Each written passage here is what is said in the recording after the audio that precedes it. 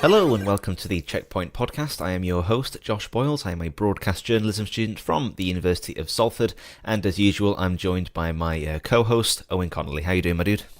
Doing good. Hello, my name's Owen Connolly. I'm a digital arts student from the northeast of England, Newcastle to be precise, and yeah, I'm doing great. Poggers.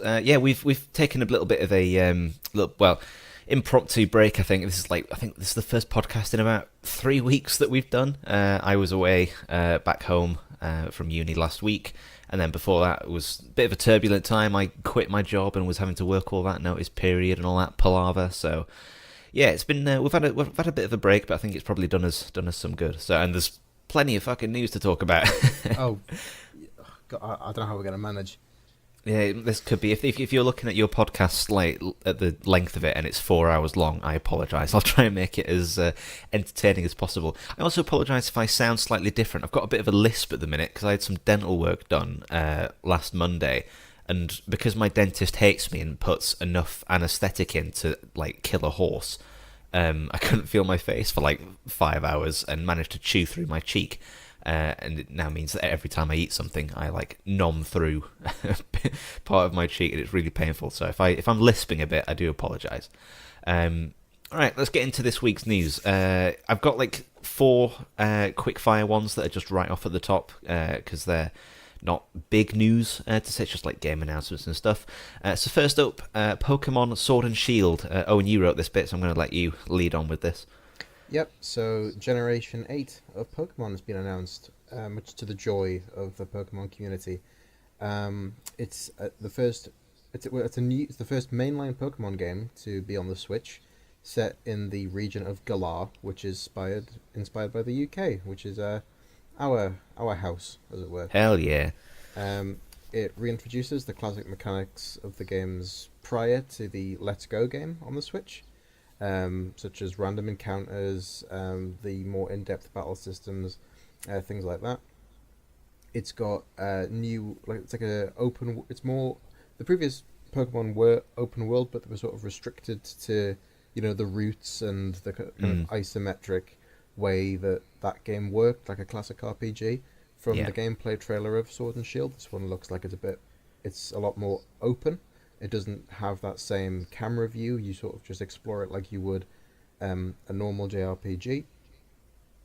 And the only Pokemon from Generation 8 that have been shown are Grookey, the grass type, Scorbunny, the fire type, and Sobble, the water type. I think we knew that this new mainline Pokemon game was coming. Yeah, I mean, this was announced in like it was a specific Pokemon Nintendo Direct that they announced a couple of days before, which came shortly after like a big like normal Nintendo Direct, which I think we talked about that on the last podcast. They announced like loads of indie stuff, or actually no, not indie stuff, like mainline Nintendo stuff. There was like Super Mario Maker 2 and stuff on that one. So yeah, but we've known this is coming. When they announced like Let's Go last year, they said that this was just like a bridging game to like Generation 8. It's a very good move, I think. I can understand the frustration from Pokemon fans, especially if I was a fan of a franchise and I had to wait not just wait so long, but be given a game that doesn't really satiate my hunger for that franchise for so long. But I think it's down to the success of Pokemon Go, bringing in so many new people to Pokemon, including us two, I would say. I was going to say, because Pokemon is a genre that Pokemon's not a genre, but it's kind of a genre in itself. Pokemon. Yeah, I guess I think that's why I found it so intimidating until getting into my late teens to get into, because it was so wildly different.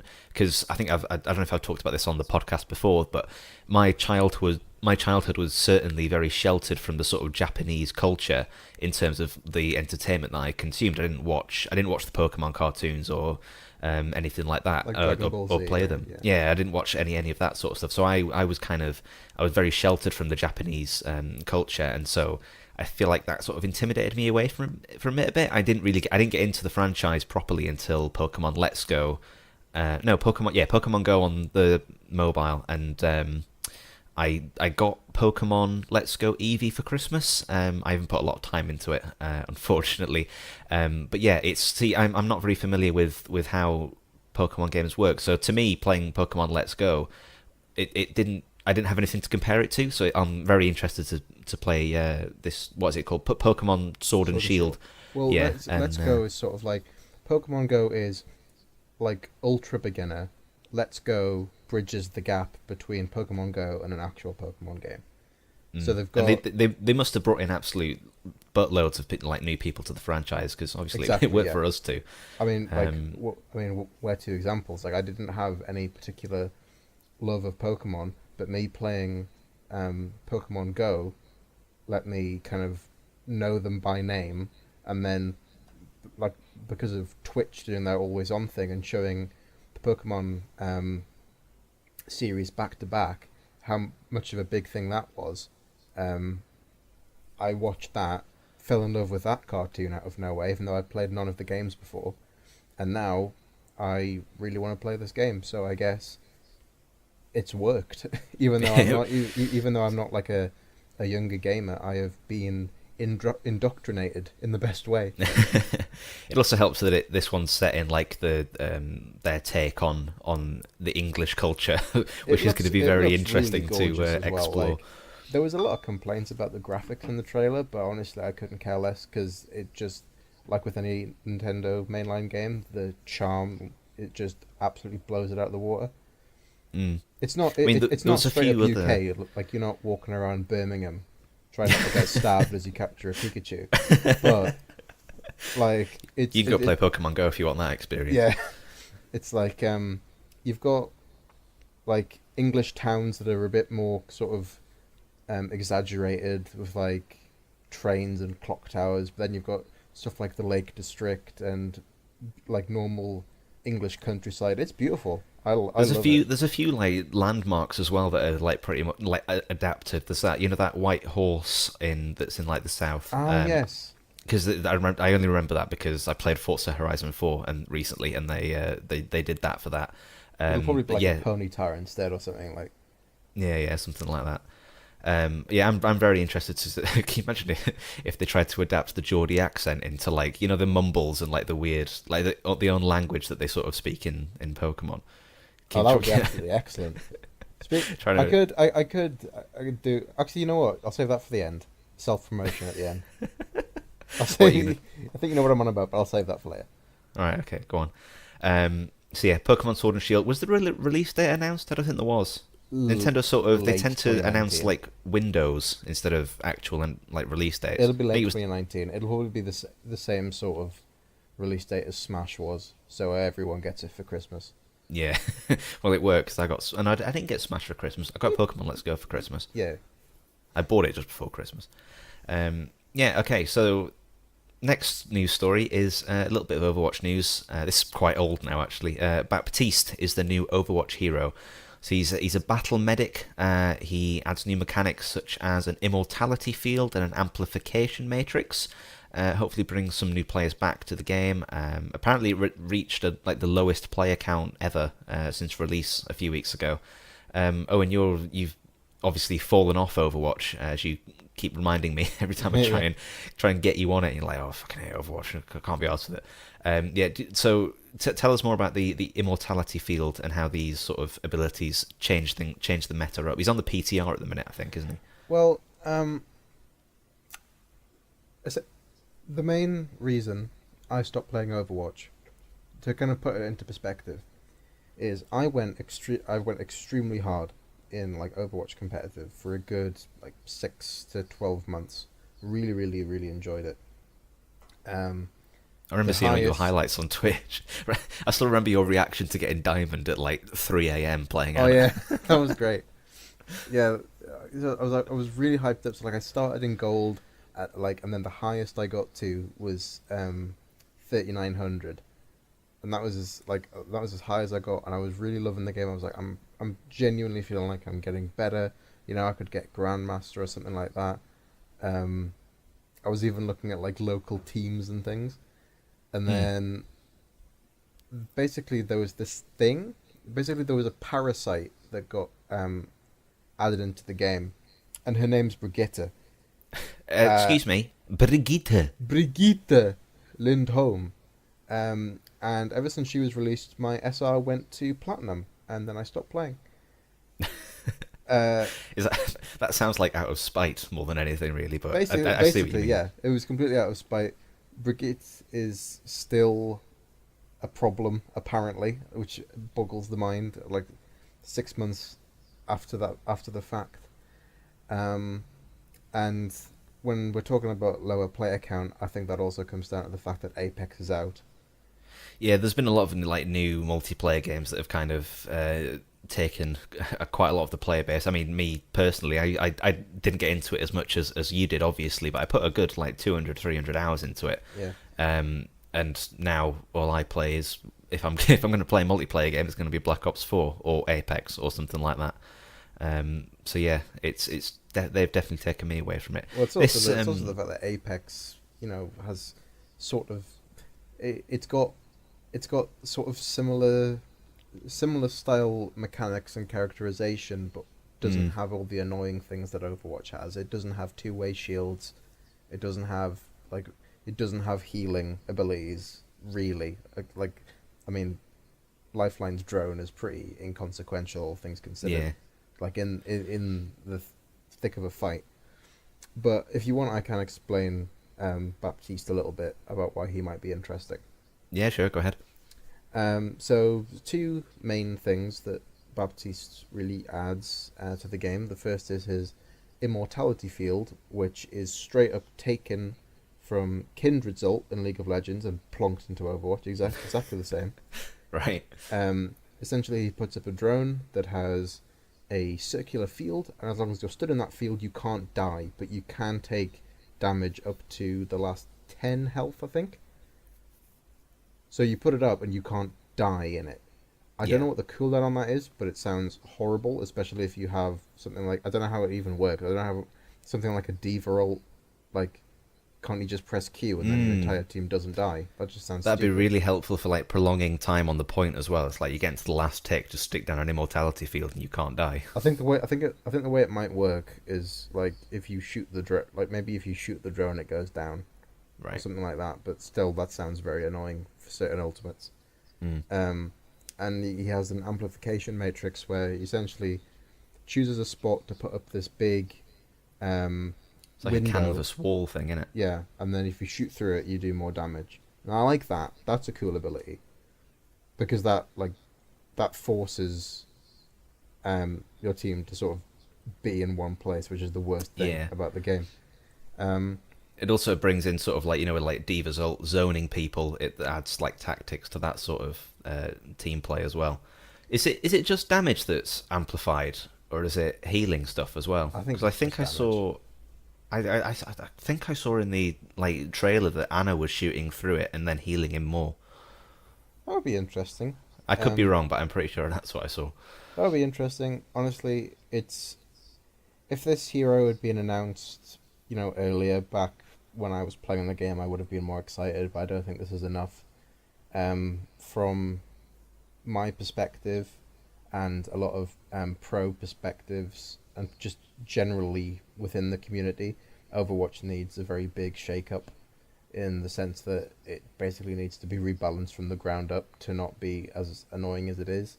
Overwatch started as a game that I remember us talking about, like, would have been, 3 years ago almost at this It's point? 2016, yeah. 2016, almost 3 years ago at this point, and sort of just praising it for everything that it did right, and then slowly, just through update after update after update, and people getting better at it, it just morphed into this very strange gameplay game. Like, it just didn't work for me anymore. I feel like that's kind of similar to my sort of issue. Well, not issue, but the reason why I find it so difficult to play League of Legends is because just it's so like the number of heroes, or what do you call them? Champions? Legends? Champions. Yeah, it's like the vast number of champions in that game just makes it impossible for me to try. Because it's all well and good learning how to play one hero, but then if you come up against another one, you've got to know how their attacks work and how you can counter them. which is just, when you've got like over 100 champions in a game, is ridiculous. I know Overwatch is on late. It's nearing 30 now, I think, isn't it? I think it's 28? 29, 28 or 29, something like that. But it's getting up to a point, and then obviously it's been out for a few years. Everyone knows what the metas are and how everything works. Obviously there's the ranking system to try and balance that out, but it's tough. And obviously it's 3 years old now. New stuff's come out that's evolved the genre and changed things up a bit, maybe made it a bit more interesting. It's definitely morphed from a first-person shooter into a, like, I don't know, like a hero brawler, like a hero arena. Like, I wouldn't call it a MOBA at all. No. But it's definitely not an FPS anymore. Like, yeah, you just can't play it like that because it's a shame, because I still watched the new season of the Overwatch League started a couple of weeks ago, and I've been watching the London matches and really enjoying it. So as a spectator sport, I'm enjoying watching the pros play, but to play it yourself is a completely different ballgame. Much like any other esports game, like I enjoy watching Counter-Strike. I love to watch it. So yeah, well, we'll see if I don't think that any sort of big changes are coming to Overwatch soon, but who knows? Who am I to say? Right, next up, Darkest Dungeon sequel has been announced. Red Hook have announced a full-blown sequel to their indie smash hit hardcore dungeon crawler, Darkest Dungeon. Owen, you said this is seemingly inspired by Lovecraft's In the Mountains of Madness novel. It's supposed to feature new and returning characters, along with the all-powerful narrator that I thought was Optimus Prime. I'm like 90% sure it's the same voice actor. Nah, you gotta listen to it more. He's a power unto himself. I forgot his name, but he's such a nice guy. Is he? He's like, he's not just a guy. Like my favorite voice actors, like Matt Mercer and things like that. He doesn't just show up for a paycheck. He genuinely loves like gets into the role. Yeah, probably loves just getting into the role and getting into the community. He's done loads of voiceovers for like people's streams on Twitch. Oh right, yeah. And stuff, like you'll like do their like sub announcements and things like that. Oh, that's cool. Can you imagine Mark Hamill for doing like a custom Joker thing? That'd be class. Oh, that would be excellent. Yeah, he's done all sorts of stuff like that. But yeah, so you take it from here because you're a massive Darkest Dungeon person, aren't you? Big fan of Darkest Dungeon. Probably because I'm a gigantic H.P. Lovecraft fan, which is sort of where a lot of Darkest Dungeon takes its inspiration from when it comes to like eldritch beings and higher powers. When it comes to this game, the previous game was sort of just like a mishmash of different novels and stories, whereas this one looks to be based on the Mountains of Madness, which is about, I believe, a journalist who goes to investigate something, and then he comes across like the usual Lovecraft stuff of cults and beings that make no sense and things that make you go insane, things like freaky shit. Yeah, like it's based. It's the full.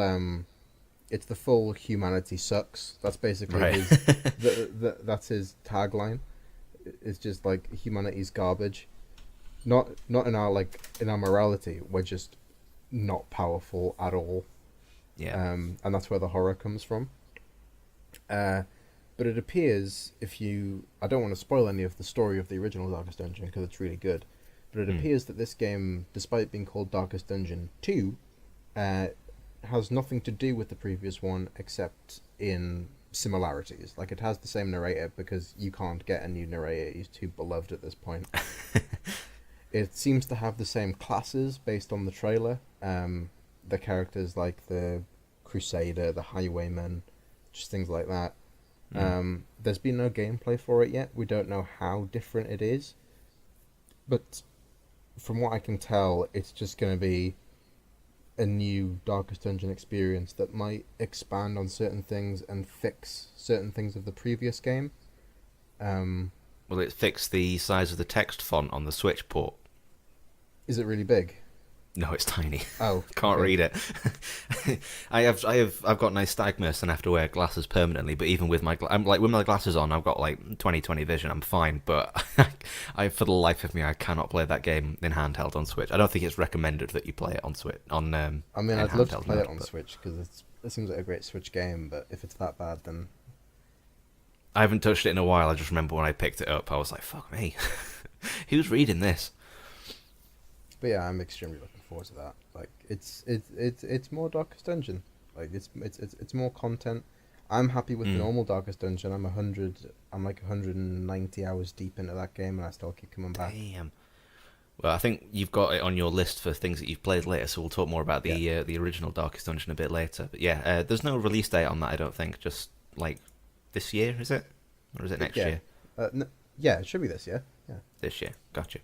All right, next up, quickly, Fortnite Season 8. I wrote this script for like last week and put like, Fortnite Season 8. It's going to be pirate themed because they were like teasing it on Twitter. And then I realised when I was writing it, I was like, by the time this podcast gets out, Fortnite Season 8 is going to be like a week old. So, it's a new pirate themed season. You've probably seen the advertisement. I get the advert on YouTube every friggin' day. So pirate-themed cosmetics in the new Battle Pass. The entire northeast region of the map's been revamped. It's like a volcano that's appeared where Wailing Woods was. Thank God, because that area needed revamping drastically. They've also updated the UI and the challenge system. So they've now got a party assist feature, which means that if you're doing any of the challenges, if you enable party assist, it means that everyone in your squad or duo thing can contribute towards completing the challenge. So if you've got a challenge to get like a kill with an assault rifle and an explosive weapon in one match, if you enable that, you like one person can get a kill with the one weapon, and then you can get a kill with the other one. It all counts to complete your challenge, which is quite nice. Pings are also now slightly improved as 3D markers, and it shows the distance. And also respawning is now a thing, which is a very novel idea. I wonder where they got that from. Maybe another competing battle royale game that came out recently, and might have taken some of their player base away. Who's to say? So yeah, it's a good thing. It's difficult for me to get my head around this because I keep forgetting that Fortnite is still in early access. Technically, in early access. It's not though, is it? I mean, it's red tape. Yeah, exactly. I mean, the UI updates. I mean, I didn't really think anything bad about the Fortnite UI until these like new changes came, and I was like, Jesus Christ, this is so much better. It's something that like you don't miss until you realise it's there. Yeah, I mean, it's more Fortnite. It doesn't change up anything. It's just more of the same. Like obviously, drastic changes are to the world, and the evolving world are like pretty common with Fortnite now. But yeah, it's just another iteration of it, innit? Not really much more else to say. I've stopped playing it. Like, I bought the season pass. I got it for free because I had enough V-Bucks saved up from the last season when I bought it. And I like attempted to do some of the challenges, and I was just like, I'm literally just doing this to listen to a podcast at the same time. I'm not enjoying it at all. So, just go back to playing Apex. You've not touched Fortnite in a while, have you? I don't know the last time I did. Have you even got it installed anymore? That's a good way of telling whether Owen's played a game in a while. Oh, well, that's a good point, because I'm going to check right now if I do have it installed, and if I do, it's time to uninstall it. Yeah, I mean, we've got Apex now, and if rumours be true, on one of I think the last news story we've got, I doubt I'll even be playing Apex much longer if another multiplayer title comes to a platform near you soon. Yes. Is it installed? Oh, it's trying to update itself. No. Oh, is it? Okay, yeah. No. Get in the bin. Get in the bin. Right. Right, so that's Fortnite uninstalls from Owen's PC. Right, there goes 32 gigs of Fortnite. Goodbye. Goodbye. Not that you need much storage after you've schneided a 1 terabyte SSD off tag this week. Yeah. Lucky git. I really all right, let's move on to another news story that is going to get Owen riled up, and then he's going to quit this call, and I'm going to have to do the rest of this podcast by myself. Look, there's the 5 stages. There's the 5 stages of grief. I've gone past anger, and now I'm at bargaining. Right. Good. All right. So the Sonic the Hedgehog movie, his character model's been leaked on some like branding document, and he looks a bit weird. Sonic fans such as Owen are not very happy. Just a tiny bit weird. Yeah. Like I mean, the Sonic creator, like the person who birthed Sonic. I don't really want to think about how hedgehogs are birthed. To DeviantArt. Yuji Naka. I don't know how I'll probably Yuji butcher that name. Yuji Naka he says, I feel that it is important to look at the whole body visual of Sonic and head, body, and stomach. Did you not get a little more balance? Like, what's different about this Sonic model that you don't like, Owen? Is it the eyes? I think I've seen a lot of people on Twitter, or is it just everything? Basically, you know about Uncanny Valley, right? Yeah. Where you start with a robot, and that's not very appealing, and then you have a cuddly toy, and then you have a cartoon person, which is really appealing, and then after that, you get Uncanny Valley, and it's like, you can't quite work out what's wrong with something, but it's kind of really disturbing your soul a little bit. So, there's a lot of stuff to talk about when it comes to why this change was made. The director claims that they wanted to give it a more grounded in reality look. And I'm like, okay, I can sort of understand where you're coming from when it comes to, especially when we just got the trailer for Detective Pikachu. Yeah. Which looks great. You know, yeah, like, everything just sort of like everything fits in the world that it's like trying to portray. It really feels like they've just taken the human world, thrown out all of our animals, and thrown all the Pokemon in, and they look great.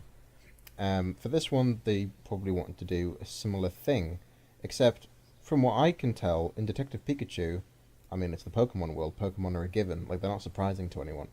This is a fish out of water story. So I don't understand why he needs to look realistic on Earth if he's if he's from Mobius. Like I don't quite understand that. When it comes down to his model itself, he's got muscular legs. He has individual he's spines. dummy thick. Yeah, he's got muscular arms. He's wearing Nike trainers. The Nike branded trainers. Yeah, the Nike branded trainers, which will probably be some sort of film deal. It will be. I mean, it's the same thing for like Spider-Man with, Into the Spider-Verse. Miles Morales wears some like Jordans, which look incredible and they fit that world, but maybe not the Sonic one. I think what comes down to it is people looked at the design and they really just could tell that it was wrong. I mean, you've seen it. Like, what was your take on it? I'm not a huge, like, I've played Sonic as a kid, but it's not one of them franchises that I went crazy for. I know you were completely different, and it's like influenced your child, yes. Your personality today. So you obviously have much more like emotional resonance with it. But I mean, I can see obviously it looks completely different. But personally, I'm kind of hoping this movie's a car crash just for the comedy value of it, like a The Room. I'm really hoping it's like The Room levels of absolute trash, just so that it's so bad it's funny. Well, that's everything that's coming out about this film is pointing in that direction so far. That's my two. That's the only. There's three ways this film can go, and it's either really good, unlikely, really bad, which will be great as well, or straight down the middle, inoffensive and just sort of boring, and that would be really horrible. Like, yeah, I think that's the worst way it can turn out, if anything. Yeah, Jim Carrey as Eggman. I love Jim Carrey, but the current Eggman voice actor is perfect. There's a new voice actor for Sonic. I like the current voice actor for Sonic, but the new voice actor is actually really good. It's just odd. And I think the thing that kind of gets me about it is, I mentioned Detective Pikachu earlier. you look at that film and how they've sort of updated it to keep Pokemon looking like they fit in that world, so they're not sort of just like flat colors like you see in the games, like that fit the world of the games. They look exactly like themselves, but they look more like they fit. Here, I don't see why they've thrown away literally 30 years worth of character design and just created it's not themselves. It's not as if they didn't have any like source material to work from, is it? They've got they've got comic adaptations, they've got like 3D animation adaptations, like all of the games. Obviously, some are better than others, but you know what I mean. Well, I linked that redesign someone did of the new model. That looked brilliant. Like, it looks, yeah, like people on Twitter, like just like casual. Well, I don't know if they're casual artists, but I feel bad categorizing them as that. But you know what I mean? Like people who are just like don't do this for a living are able to create something just like better.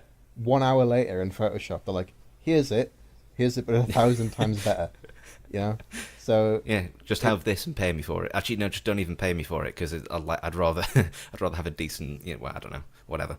I'm not an artist. Well, the pleasant thing about this story is that Sonic has grown from like a franchise that's beloved into one that's like it went from being beloved to hated and liked by a certain amount of people to being pretty much accepted and liked by everyone, kind of regardless of whether they like the games or not, just because of how of how their social media talking about their own games and how the community has kind of adapted from. They've kind of got out of that early 2000s like deviant art pit, and they've really they've sort of become quite self-aware of themselves. Oh, like fully self-aware. Use that to they still advantage. Absolutely love the games, and they still love the characters and everything like that. But it's a lot more self-aware than it used to be. So even if this film releases and it's terrible, I know that there'll be a tweet in 3 years' time mocking it, and that's More than just likely. fine. Yeah, well, we'll have to wait and see how that turns out. I'm personally hoping for an absolute train wreck, but that's just me. All right, that's enough of the happy-go-lucky stories. Let's talk about 8chan and THQNordic. All right, so 8chan is it's an image board that's been blocked by Google for previously hosting child sex abuse images and acceptance of hate speech and abuse. And apparently, THQNordic PR team and marketing director Philip Brock decided it would be a fantastic website to host an official THQNordic AMA chat thing. That's gonna get a fat zoinks from me. Yeah, quite a few yikes. So they advertised it on the official THQNordic Twitter account. And then, it started. Quite a lot of like games journalists were retweeting this and like, "Yo, THQNordic, has your Twitter account been hacked by any chance?" And then it came back, it was like, "No, we're just doing this thing on 8chan. Come join, it'll be fun." Like, oh Christ, okay. So Brock was seen to have replied to an image of pornography quite nonchalantly. He was seen replying to a comment that asked THQNordic to refrain from conforming to social justice crows, and Brock replied, "We'll try to stay that way." He initially defended his actions on Twitter by saying the opportunity was here and we took it.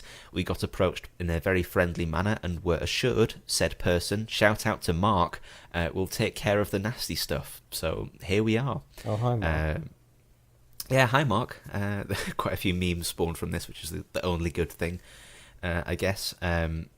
So the AMA went on for a couple hours with everyone shouting at them on Twitter to stop, and then they eventually stopped it and they apologised for the mistake.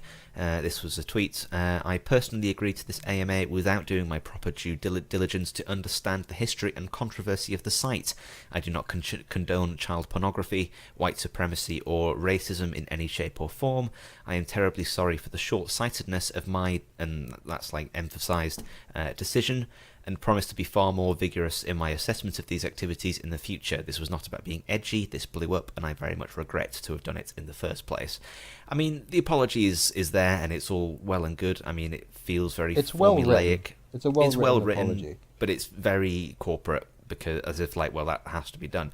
I don't believe for an instant that he didn't do his due diligence, because some of the ways that he was responding, I mean, even accepted in the other tweet when he said, like, yeah, we know that there's some like dark shit on this website, but we're assured that it's going to be kept away from this AMA. Like, you know that website is shady. I mean, 8chan is like one. You know, you've got 4chan, which is dodgy. Even 4chan look at 8chan and go like, "Whoa, okay, all right, mate, we're gonna stay away from that." I just don't understand those websites in the slightest. I've never actually been on them.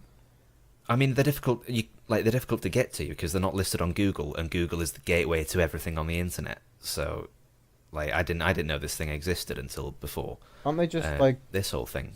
I don't even know what they're for. They're just like non-moderated forums. It's an image board, so it's kind of like Reddit, I guess, in like hosting forums. Yeah. But you can put whatever you want on it.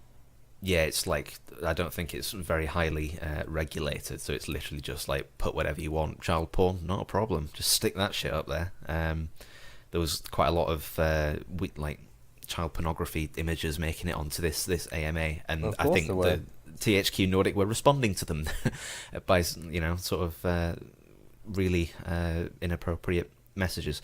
I mean, Wait, yeah, really? they've apologised for it. What Yeah, THQ? there was. Go on. THQ themselves were responding to those.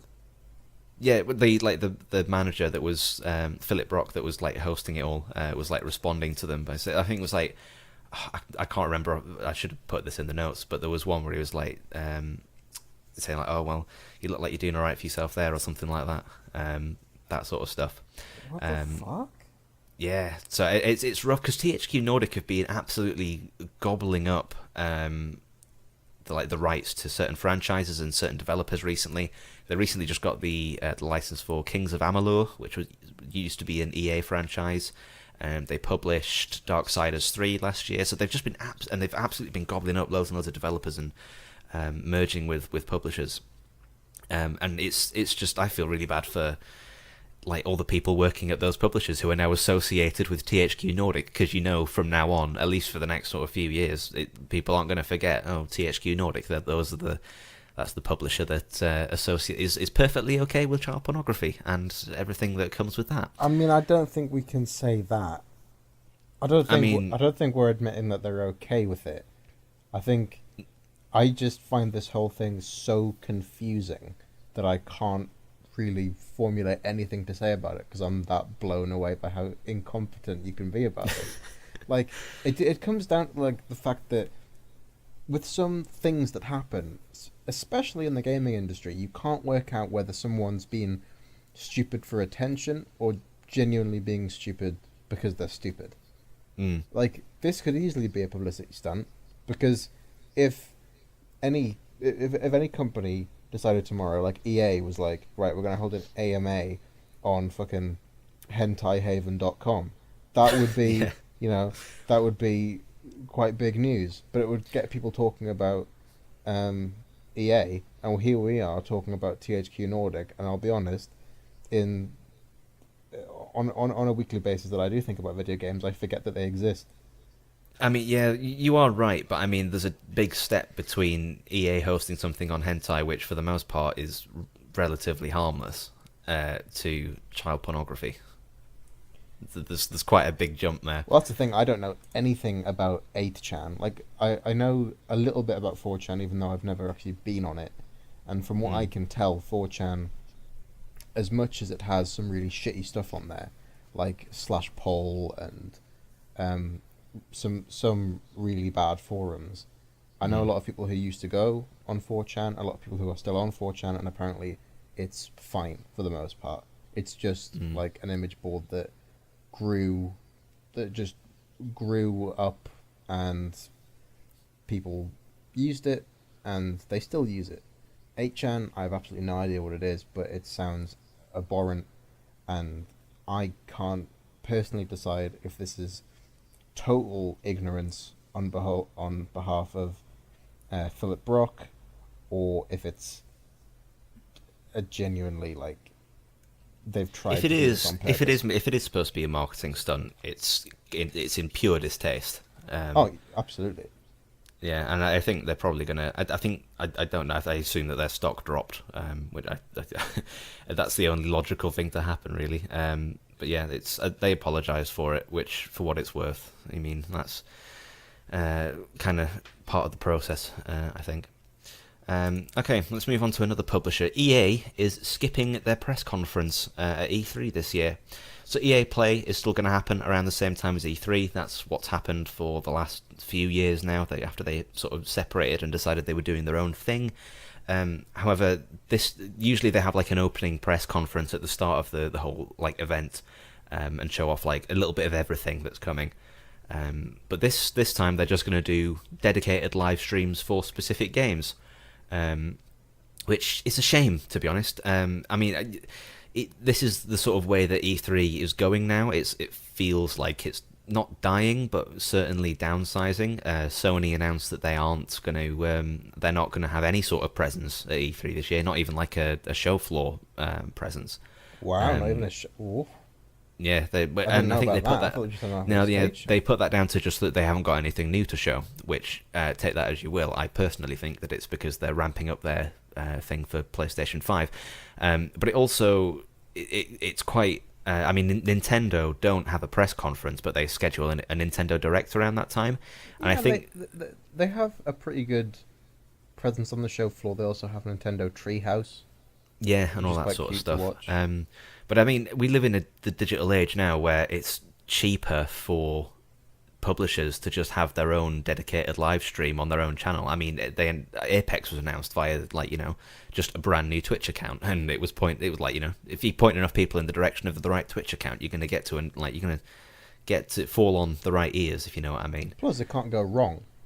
Yeah, exactly. I mean, you have much more control over it. Something goes wrong each E3, like the sound won't play for a trailer or something like that. And so I think it was Sean Layden said that June just isn't the right time for them to be announcing stuff. It's not the right time in the year for them to be announcing stuff. It's bang slap in the middle of the year. It's miles away from Christmas. Yeah. Which I guess makes sense. It's right after. It's like towards the start of the fiscal year. Which usually, if you're going to announce stuff for a fiscal year, you do it before the start of the fiscal year. So it's just I hate to see it because during my time with sort of getting into video game journalism and learning like the reporting of it, E3 has been such a significant time of the year that I look forward to. I mean, for the last 5, maybe coming up. Yeah, I think it's coming up on 5 years now. I don't know about you, but I've stayed up to watch all the press conferences, and it's genuinely been like my favourite time of the year. I love it more than Christmas.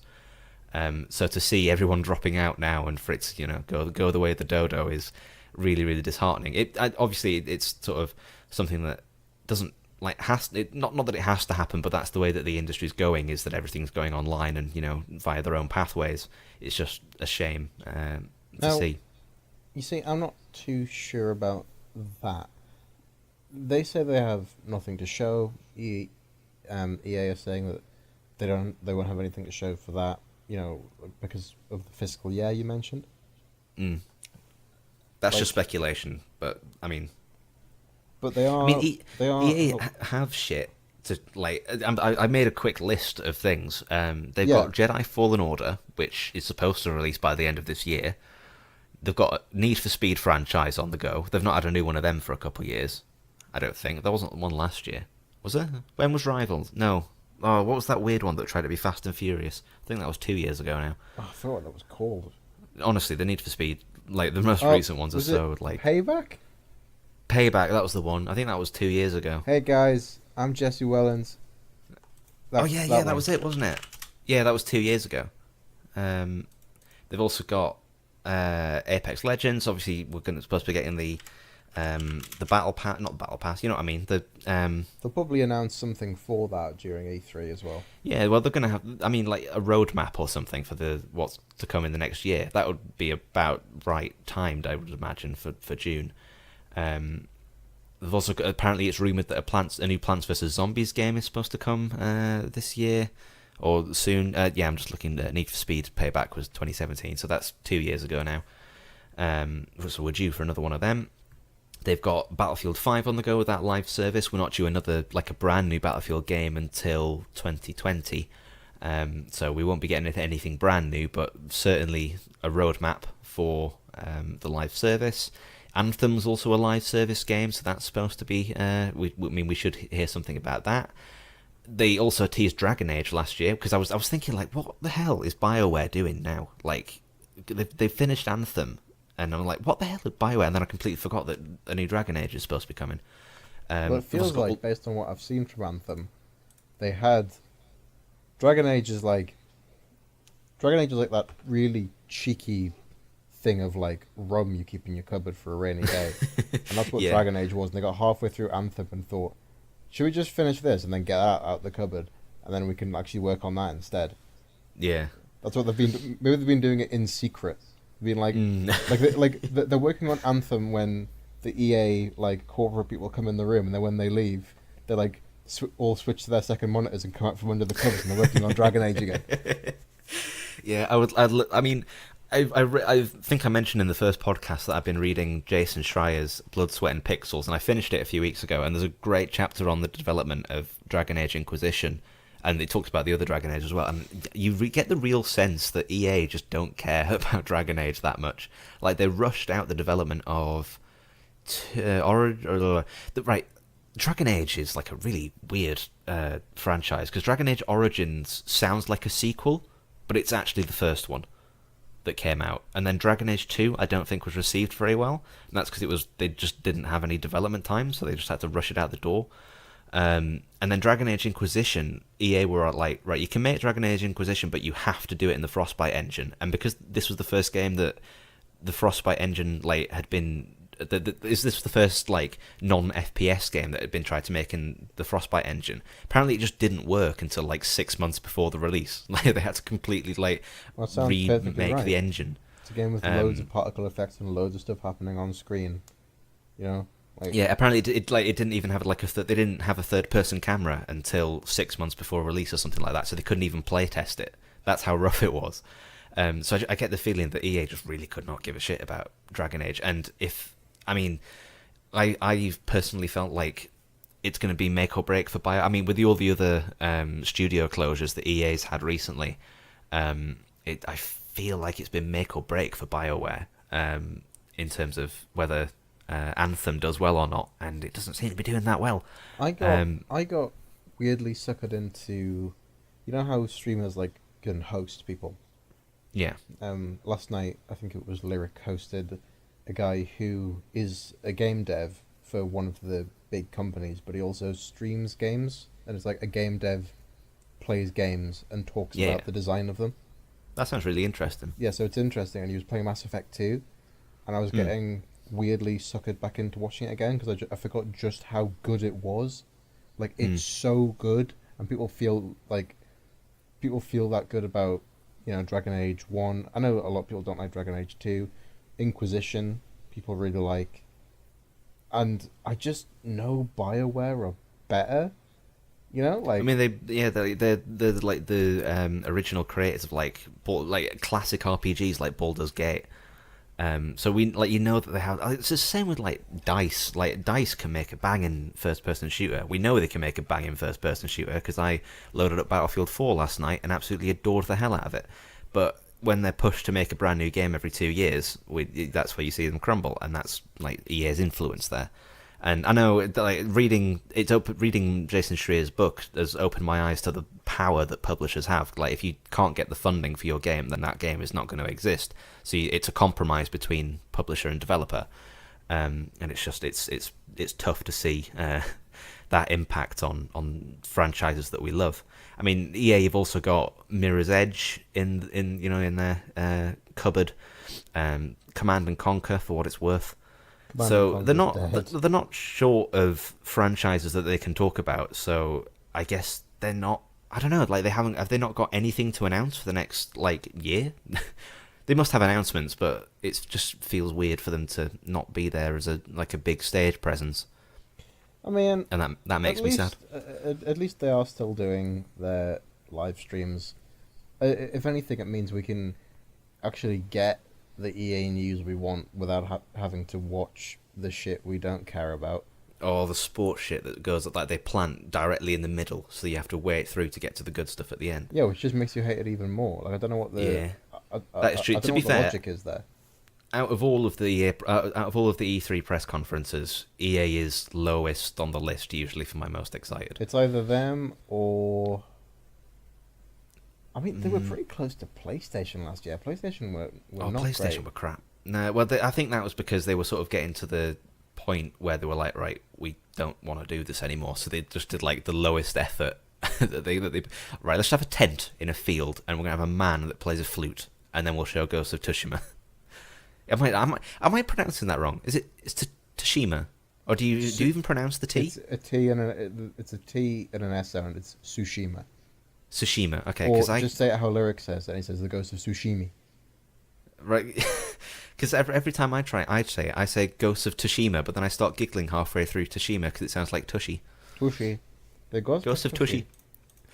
So yeah, well, E3 is going to be interesting this year for sure.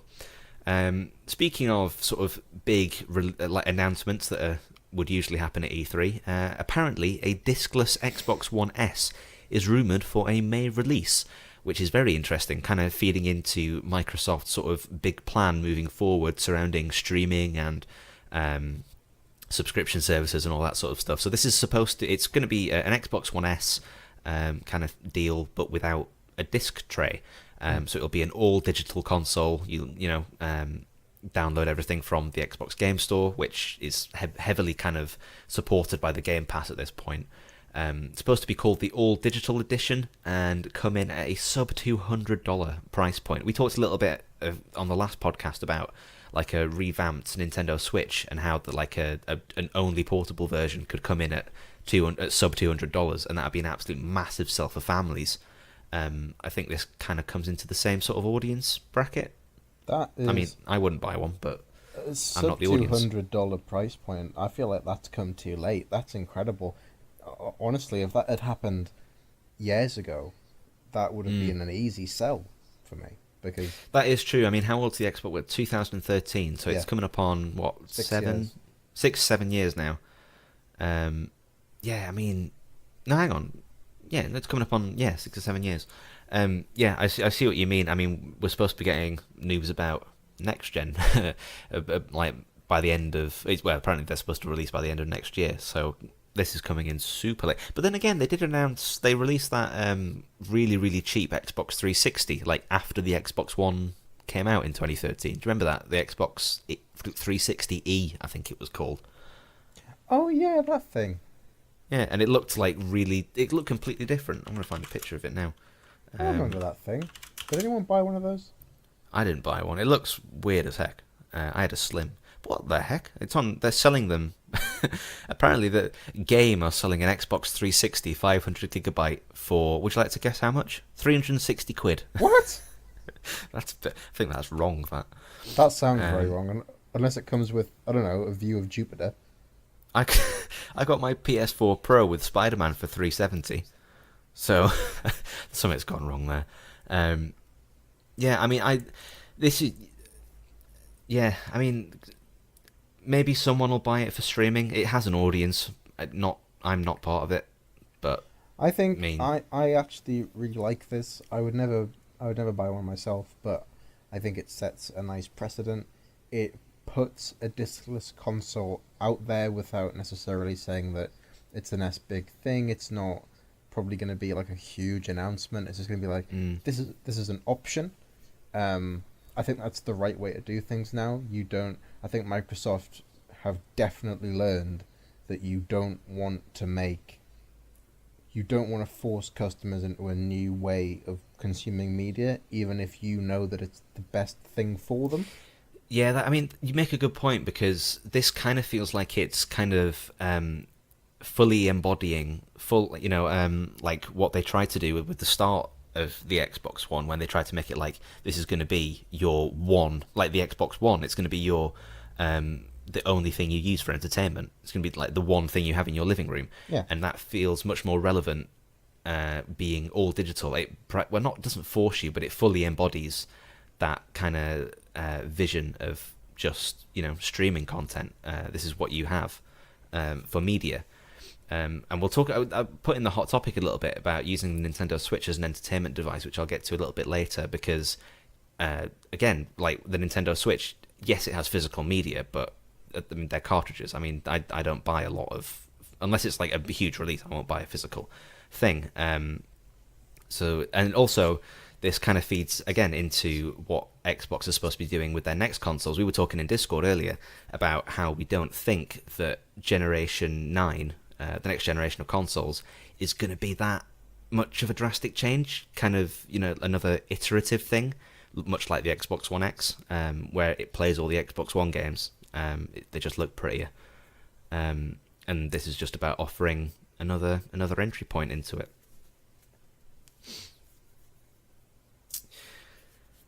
Talking of Xbox, Master Chief Collection. You were a big fan of Halo in the day, Owen. I was thinking about this the other day. Halo is probably one of the franchises that I think had the most impact on me as a child. I think pretty much our entire friendship group's childhoods. Yeah, because we were born 1998, 1999, and it kind of just happened to be, like, especially Halo 3, I think, and Halo ODST and Reach, that sort of era of Halo, just perfectly landed on when we were getting into like consoles and stuff. I never had an Xbox until 2012, but I absolutely lived for the days when I could go around to a mate's house and play Halo 3. I remember I used to go home after school to my mate's house because my mum finished work later, and we'd have an hour, and we had a time limit. We had half an hour to build everything up in Forge, build bases, do all that sort of stuff, and then we had half an hour to just go ham and kill each other. And it was I absolutely lived for those days. Master Chief Collection, I'm crossing my fingers, is coming to PC as early as next week. So it's been rumoured for years. Halo Master Chief Collection released, I think it was 2014? That feels too early. Maybe 2015 on Xbox One. It's been rumoured to come to PC for years. Brad Sams, who's a tech journalist, he's been very accurate with Microsoft leaks and predictions before, says it's been an open secret that they're working on it and that it's nearing release. He believes that it's likely going to be an announcement at E3, maybe even released simultaneously, like a big mic drop moment at the end of the press conference. So that's how the story started a couple of days ago. And then Inside Xbox, which is like their Xbox's monthly, kind of like a Nintendo Direct. They have it's like a show thing that they show gameplay. Yeah, I mean, I watch like the highlights of them and just skip through them, but they are kind of entertaining. So they teased next week's show with exciting news regarding the Master Chief Collection. Master Chief Collection's had a bit of a troubled troubled life cycle. When it first released, all the multiplayer was basically balked. No one could get on it. And then eventually they released Halo 3 ODST, just completely into it. Ported that to Xbox as a to say thank you, or an apology for all of that palaver.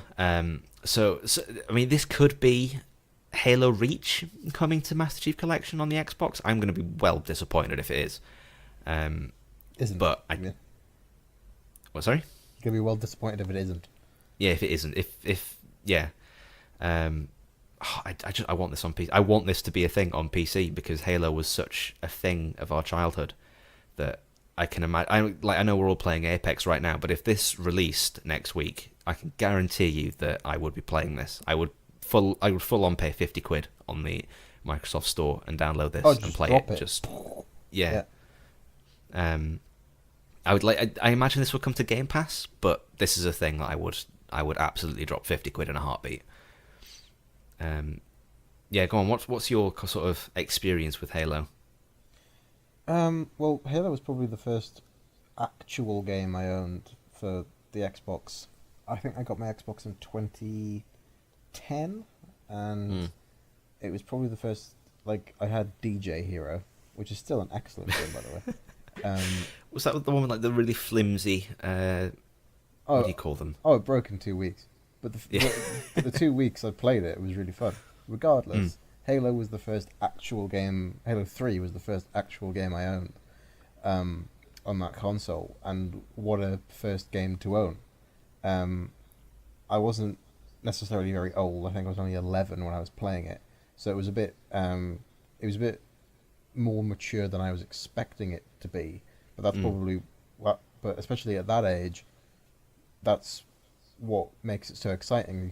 You feel like you're playing something that is for you, yeah. but is more mature than things that are normally made for you, which is why gaming is special to a lot of people, because TV shows, well, especially in the West, Japan does it a bit better in creating things that are for kids, well, not kids, but like young adults, but making them mature, like giving them a mature rating because they have to, but it's not designed for adults.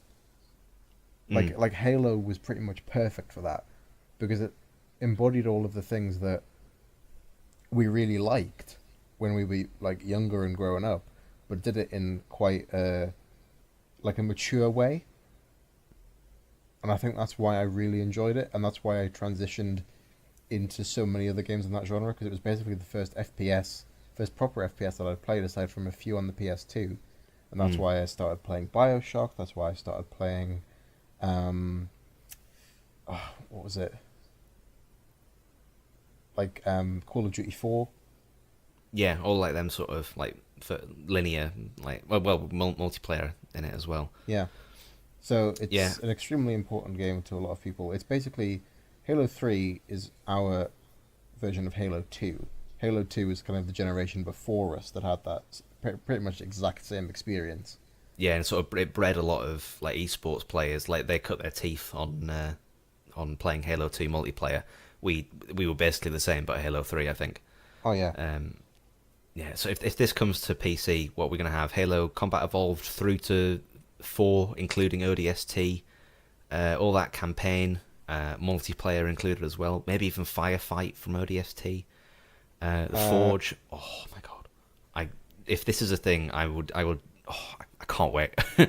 I really shouldn't be getting this excited about it on the podcast, but man, I'm willing this into existence.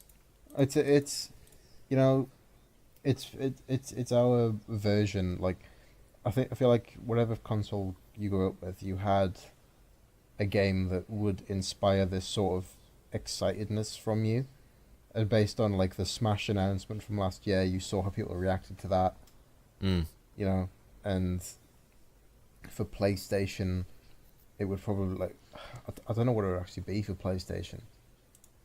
But maybe no, Uncharted's too late. Nah, but for us, it's this.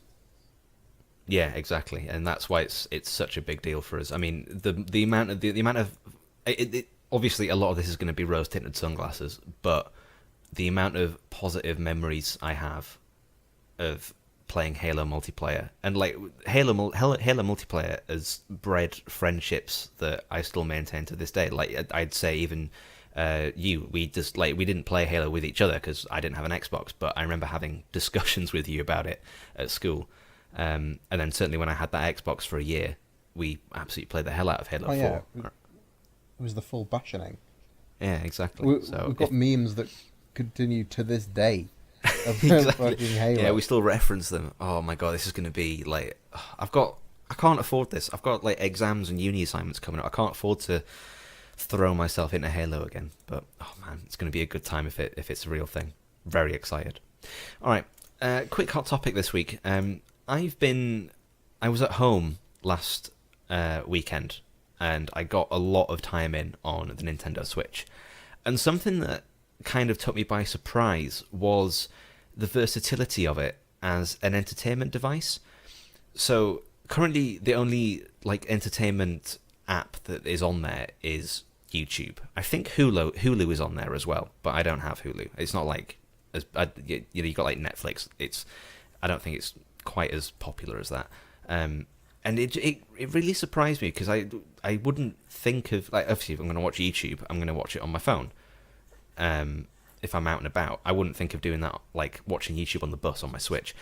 But in terms of getting content on a big screen for everyone to watch, it's absolutely, because you can just slot, like, it's like a Amazon Fire Stick or whatever that you can, like, you can turn any TV into a smart TV. But if you want to like plug that in, you've got to reach around the back and all that. But this one, you can literally just drop it in the dock, and it's super easy. I bought Bohemian Rhapsody on Google Play, and if you any videos that you buy on Google Play, you can watch through the YouTube app. So I was just like, right, yeah, we'll just watch Bohemian Rhapsody. I can plug this into the TV, super easy.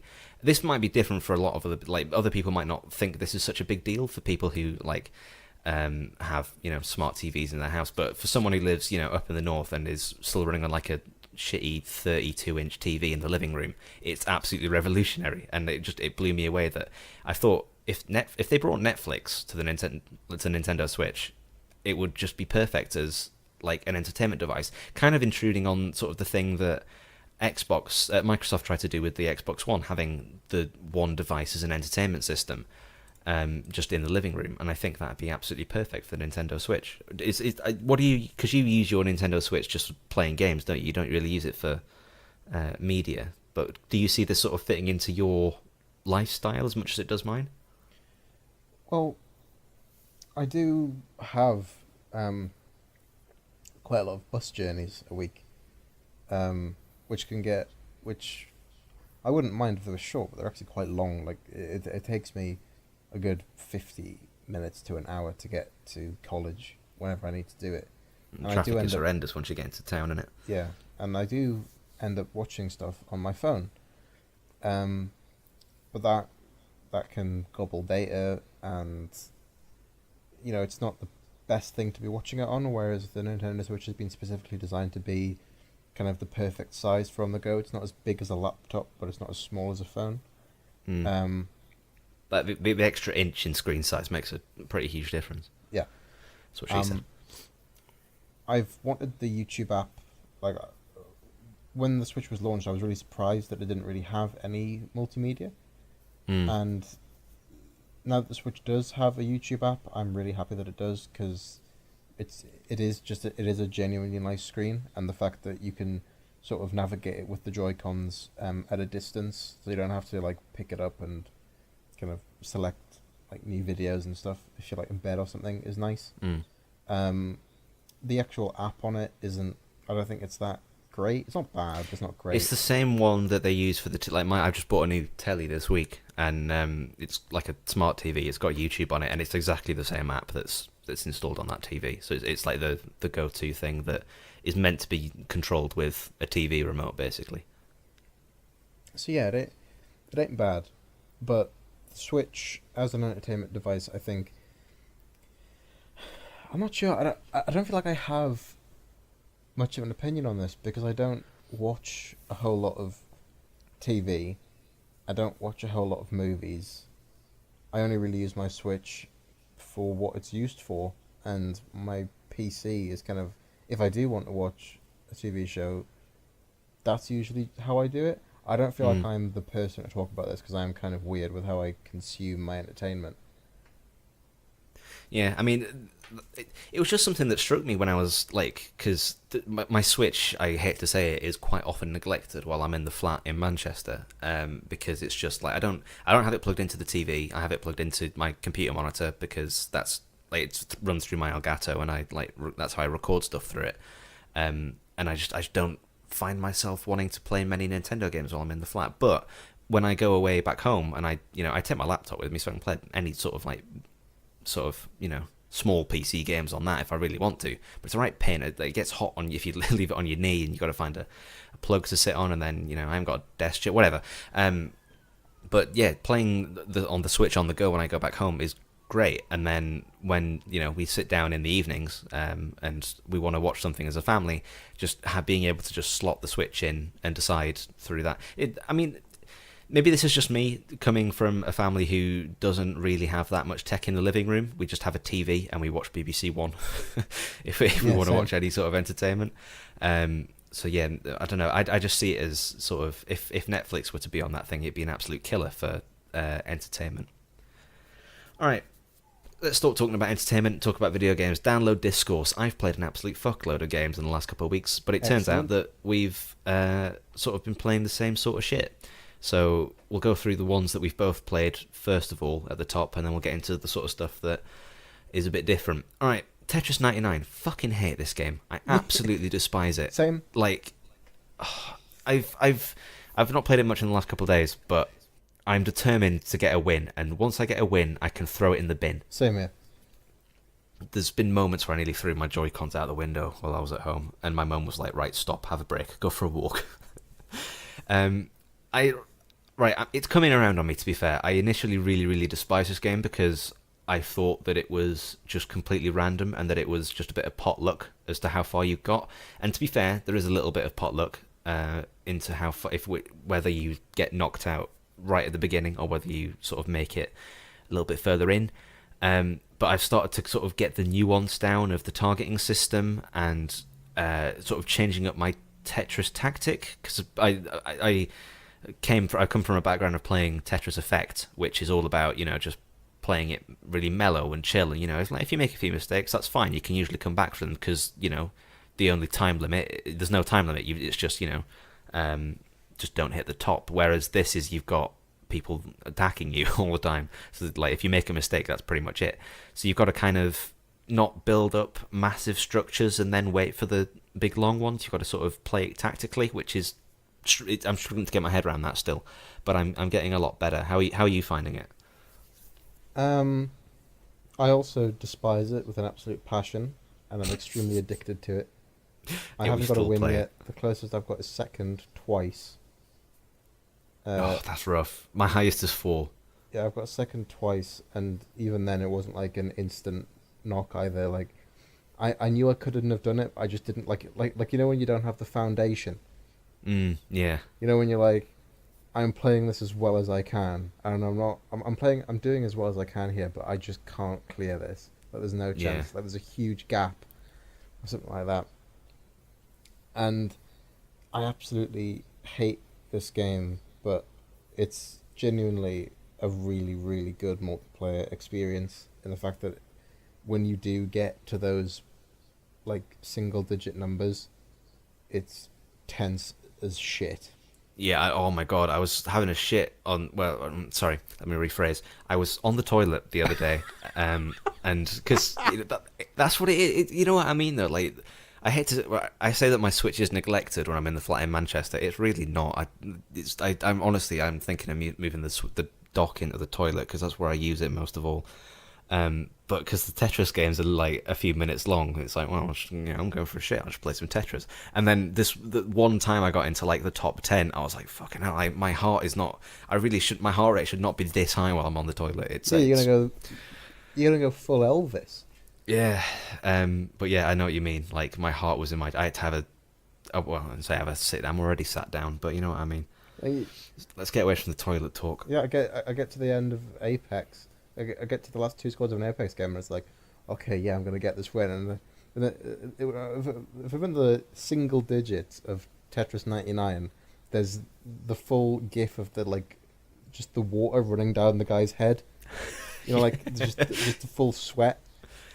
Yeah, it is very much like there's been a lot of times because this is where the disconnect comes for me. Like this game obviously has its audience, and I feel I am a fan of Tetris. I'm a fan of Tetris for different reasons. I don't see it as a competitive game. Tetris Effect taught me that Tetris can be a way of meditation. It can be a game that you play to chill, rather than a game that you play to compete, and that's why I love Tetris. Like Tetris to me is a calming thing. Like if I'm in bed at night and I'm trying to think through things, how people count sheep to go to bed. Mm-hmm. I imagine Tetris lines and try and clear them. Well, that's the Tetris effect. Exactly, and this it sort of seems to go against that sort of design philosophy of Tetris for me.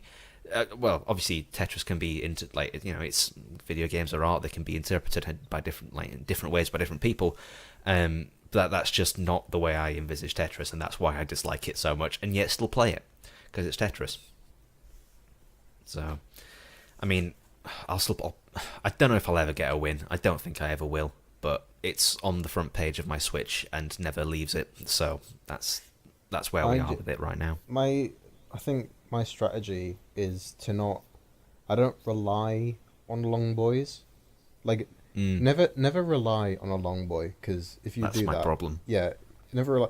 What I do is, I do the same thing as you, except I always keep a long boy in my hold. Right, I didn't even know that mechanic existed until last week and my brother told me. So I was already on the back foot there. You just keep a long boy in your hold. Keep a it doesn't thing on the include side. a tutorial, which is so annoying. I mean, I watched a video by Inside Gaming the other day, which showed it was like a tips and tricks for Tetris Effect, and I learned more in that video than I have playing it than I have done playing it for the last sort of 2-3 weeks. I'm gonna try and pull up some of my stats because I don't know how long I've actually played the game. Last time I checked, you'd had over 15 hours in it, which is a lot for a Tetris game. I think that's like in-game time as well. Yeah, that was on the how Nintendo Switch tracks it. There's a detailed stats page in there. So total playtime 14 hours. Total lines cleared 13,295. Jesus. I think one of the other strategies that I learned is that also you shouldn't rely on long boys, but you also shouldn't rely on getting full Tetrises. Like you should rely on sort of teeing yourself up for a chain of because if you clear if you just clear one line at once, you don't send any trash. But if you clear 2 lines and then you clear a single line, like that single line will be sent because it's a combo. So you've got to sort of tee yourself up for combos, which is a bit tricky. Trying to think ahead in that way. I enjoy the sort of the motions of it, but it's not what I play Tetris for, and that's why it bugs me.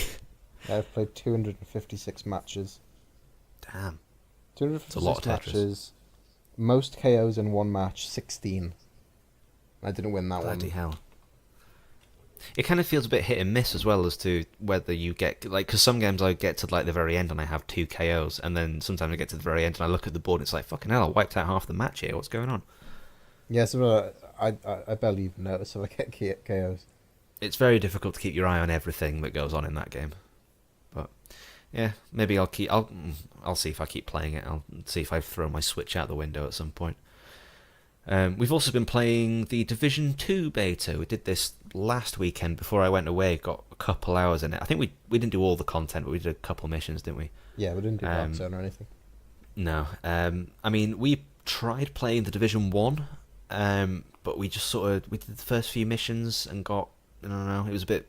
I don't want to use the word boring, but it was very repetitive, wasn't it? You sort of... I didn't necessarily find it boring. Maybe it was...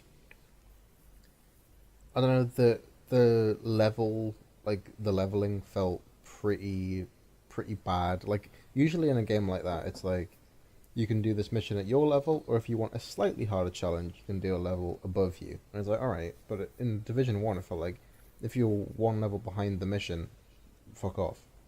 Yeah, like pretty you just much. snookered. Yeah, and that kind of goes against the sort of the games that I play, where I really, really dislike level gating. I don't know, that's just sort of ingrained in me at this point. I absolutely despise Assassin's Creed Origins for that.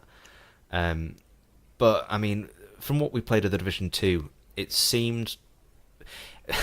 I want to say that it felt different because some of the skills that you use are very different, and that does change up combat a bit. The weapons... The shooting felt really nice to me. Shooting anyway. felt nice, but it felt nice in the other one as well. The environment is completely different, obviously being in Washington DC, and I really appreciated that. I loved I loved, that's what I loved the Division 1 for, was just wandering around this recreation of New York City and just taking it in, like sightseeing, because it was gorgeous. Same thing for Washington. I've never been to Washington or New York, but walking around you get a real sense of the difference in architecture and the difference in culture there. And that's something that Ubisoft does really well. They make incredible open worlds and then put very mediocre games inside them. I don't know, that's just my personal view on it, but there was quite a funny moment, I feel, when we were playing, I think it was the second mission we did, and we had to go through a hotel that was burning, and then we came out on top of a roof and fought a boss and then rappelled off it, and I was like, where am I getting this from? Oh yeah, it's the first mission that you do in the Division 1. It's just it's like very copy pasta from that. I mean, I don't know if I have it's another live service game where I don't know if I'm going to have time for it because there's so many other games coming out right now. But it's a game that if I were going to get into a live service game, this would probably be the one. Don't see myself getting into Anthem anytime soon. I don't see myself getting into Destiny. So this is sort of the one that it would be. What was your experience? I felt like I enjoyed it a lot more than I saw other people enjoying it. So there was something about I played it a bit solo before we played, and then a bit solo after we played as well. Hmm. And there was something about it that I just found really, really fun. Like, I just genuinely enjoyed the game more than I did with the Division 1. It felt more in depth. I loved the environment. The shooting was really nice. They reduced the bullet like the bullet sponginess of the enemies. Yeah, that was a big thing in Division 1. That's I definitely found. been reduced. Um, Aside from the environments looking nice, the actual level design is really nice as well. Yeah, there seems to be a lot more verticality than I remember being in the Division 1. And Um, it feels like the Division 1 feels like you took the looter shooter mechanics of leveling and stats and armor and everything like that, and then they just kind of threw it at a Tom Clancy game, and it was like, this doesn't really make much sense. But in this one, even though it's sort of done the same thing, it feels more like I'm playing a tactical like squad game. It feels like the PvE in this game is the main draw, and it's meant to be hard and it's meant to be in depth, and I just like the idea of playing it with a squad. It sounds yeah, fun. that's the big sticker that I had, because I did the first. You by the time I got around to playing it, you'd already done the first mission, so I did the first mission by myself to catch up with you, and I was playing it very skeptically. I sort of like running through everything. I was like, yeah, I just want to get up to where my mate is, and I don't care about any of the story. Again, it's a game that has a story, but it's a multiplayer game, so it's pointless because you're just gonna any time you're listening to any sort of cutscene, you're gonna have your mate in your ear talking about some batshit meme or something. So it's completely pointless. And I didn't really enjoy my solo time with it. Maybe it's because I was a little bit prejudiced by going in solo. But the time that we had actually playing together was so much more fun, because we were just we were playing it a little bit memey. Like we were trying to do the E3 chatterbox talk. We were like, oh, you got him, nice shot, dude. Oh, this guy's got some legendary gear. Oh my, right guy, I can't even do it now. I'm too tired for this. But that You sort need to of be in that the sort of moment smack to talk. replicate Yeah, the horror that is that sort of commentary. we annoyed ourselves into submission, I think, by the end of it. Well, because we started doing it, and then after 5 minutes, I was like, "Shut the fuck up, man!" Like, I was annoying myself. It was like, oh my Christ, I don't even have the energy to sort of keep up with this. It's too infuriating. But even like, do you remember when we were messing around with the emote system and you molested me by touching my boob? oh yeah, it was the full tittening. Yeah, Instantly. I was doing jumping jacks, and then you did like I don't even know what your emote was. It like a high five? Oh, it was a high five, and you just high fived my boob, Yeah, which I thought was quite funny. it was like high five, but for some reason they do like the what's that game that like girls usually played in the schoolyard, which is like clap, you like clap and then what's Know that? what you mean. It was like that. Uh, It was like that the- instead of like a normal high five overhead. It was really weird. But there was Yeah, something about it which was like, you could play it seriously. You could play it for the game and have fun. And we still sort of had that. But there's so much shit that happens in the world, and the way, like, the dialogue of the enemies, like, the way the enemies act, the way that people talk to you. There's something about that game which is just funny.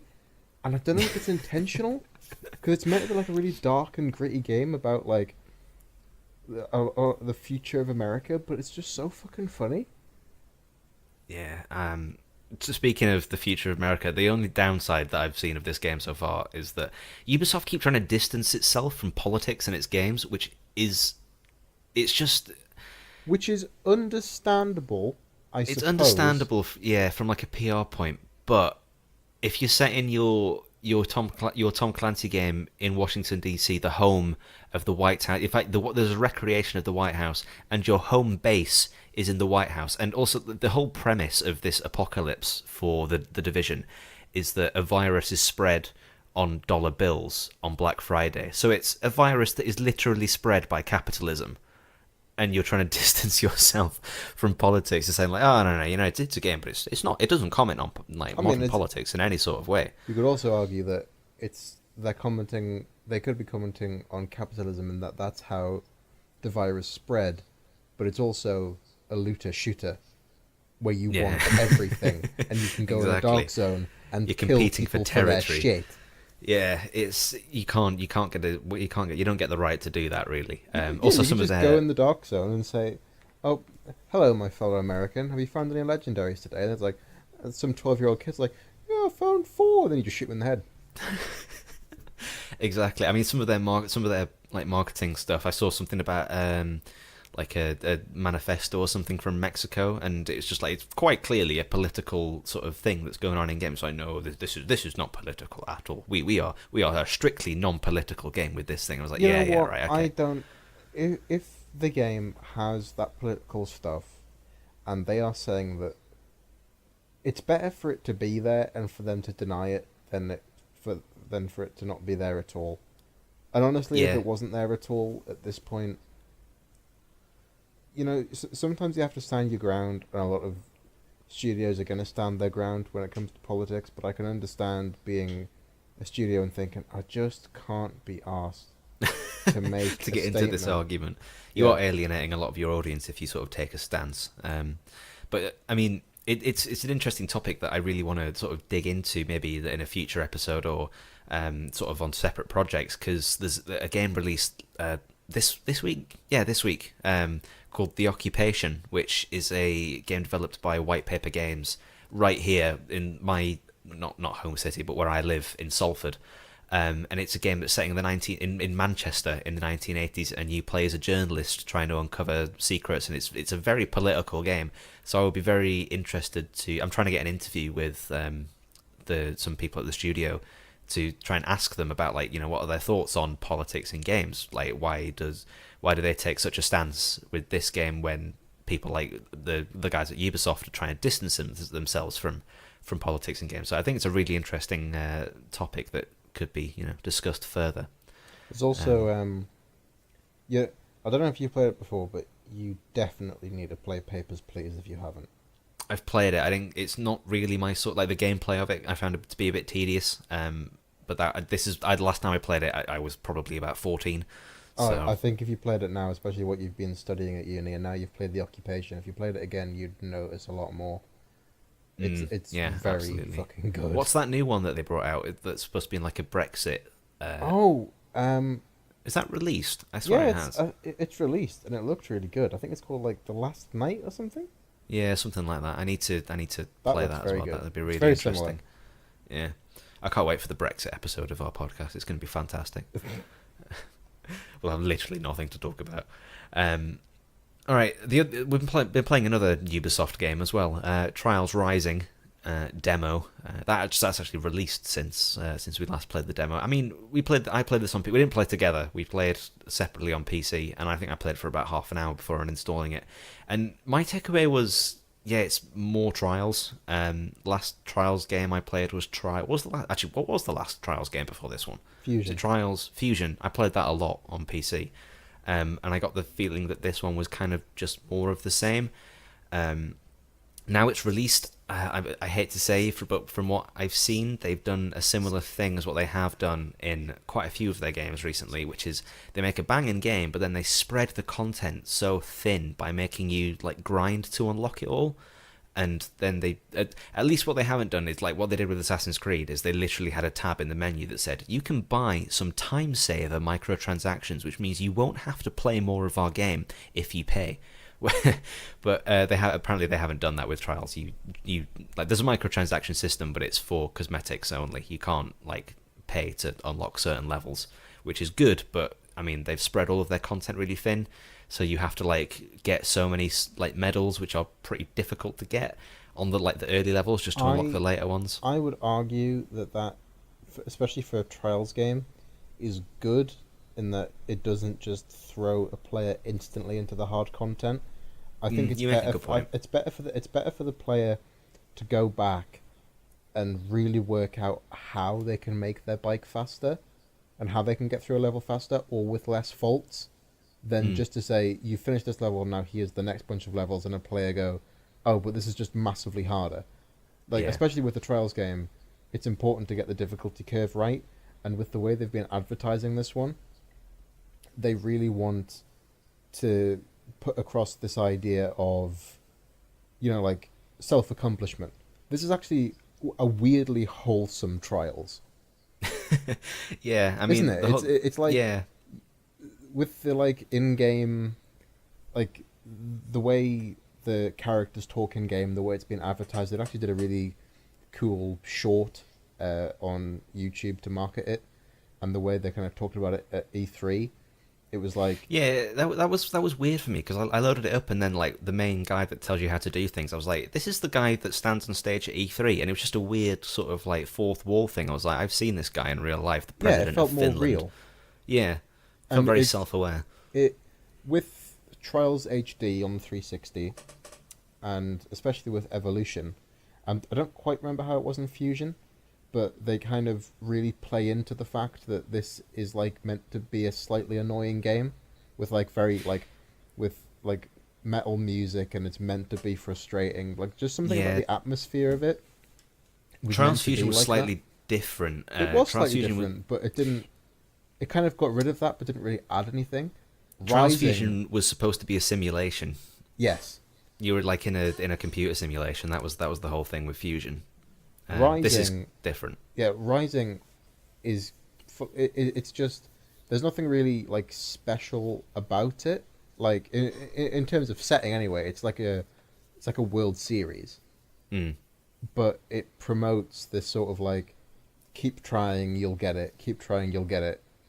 Atmosphere, which I really like. Because it's why the only thing I didn't. Sorry, go on. Sorry, it's why I don't get annoyed at games like what was that one game? Oh yeah, it's why I didn't get annoyed at all at Celeste, because it didn't feel like a game that was out to piss me off, and a lot of games like that are that hard are out to piss you off. But it was. I feel like Dark Souls is a weird middle ground where there are bits where it's like, yeah, like you come back later on, it's like, yeah, I can bash through this area because I have genuinely improved at skill, and then there are parts of it that are like, right, this is just fucking annoying. This, which Sekiro looks like it's hopefully fixed, whereas in Dark Souls it was like, if you've like, the devs were like, we want this to be hard and potentially this will get on your nerves, but that's what we want, because we want you to have that sense of accomplishment, instead of a dev just going, we're making an annoying game. Yeah, get what you mean. The only thing I didn't like about this Trials game is that it forces everything to be a race against ghosts, which I wasn't a fan of. I quite like I like racing my own ghost is fine. I believe you can turn that off. Can you? Yes. Okay, maybe I must have not seen that setting. I don't have a problem with it, so I didn't need to turn it off, but I think you can turn that off.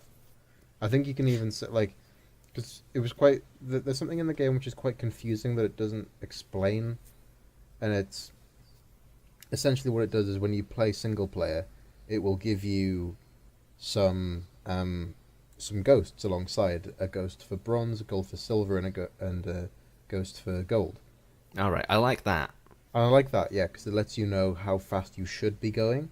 Yeah, gives you something to aim for. Yeah, except that the ghost, the gold ghost, isn't how fast you have to go to get gold. It's just a random person online who's got the gold medal. Oh, that's annoying. Yeah. So for the 2 hours I was playing it, the first time I played it, I was like, well, I'm just going to keep resetting because I'm not as fast as the ghost. And then one time I thought, well, just fuck it then. I'm not going to bother because this is a really hard level to get gold on. Then I finished the level and I got gold. And I thought, what the fuck? But it's just because the ghost got gold. That was the ghost. It was weird. Yeah, that's frustrating. Yeah. I don't know how they could do that without, because I'm just trying to think of the logistics of trying to create a ghost who gets exactly the requirement for a gold medal. Like how I'm not a game dev, but I'm trying to imagine how you would, like, you couldn't program it because you'd have to like adjust. Oh, I don't know, whatever. The only thing I was going to praise about this demo is Trials Rising is that it gives you an actual proper tutorial. Yes. Kind of similar to, you know how Smash Bros has that like weird like training thing where you go into like a white box and you can just like fuck about.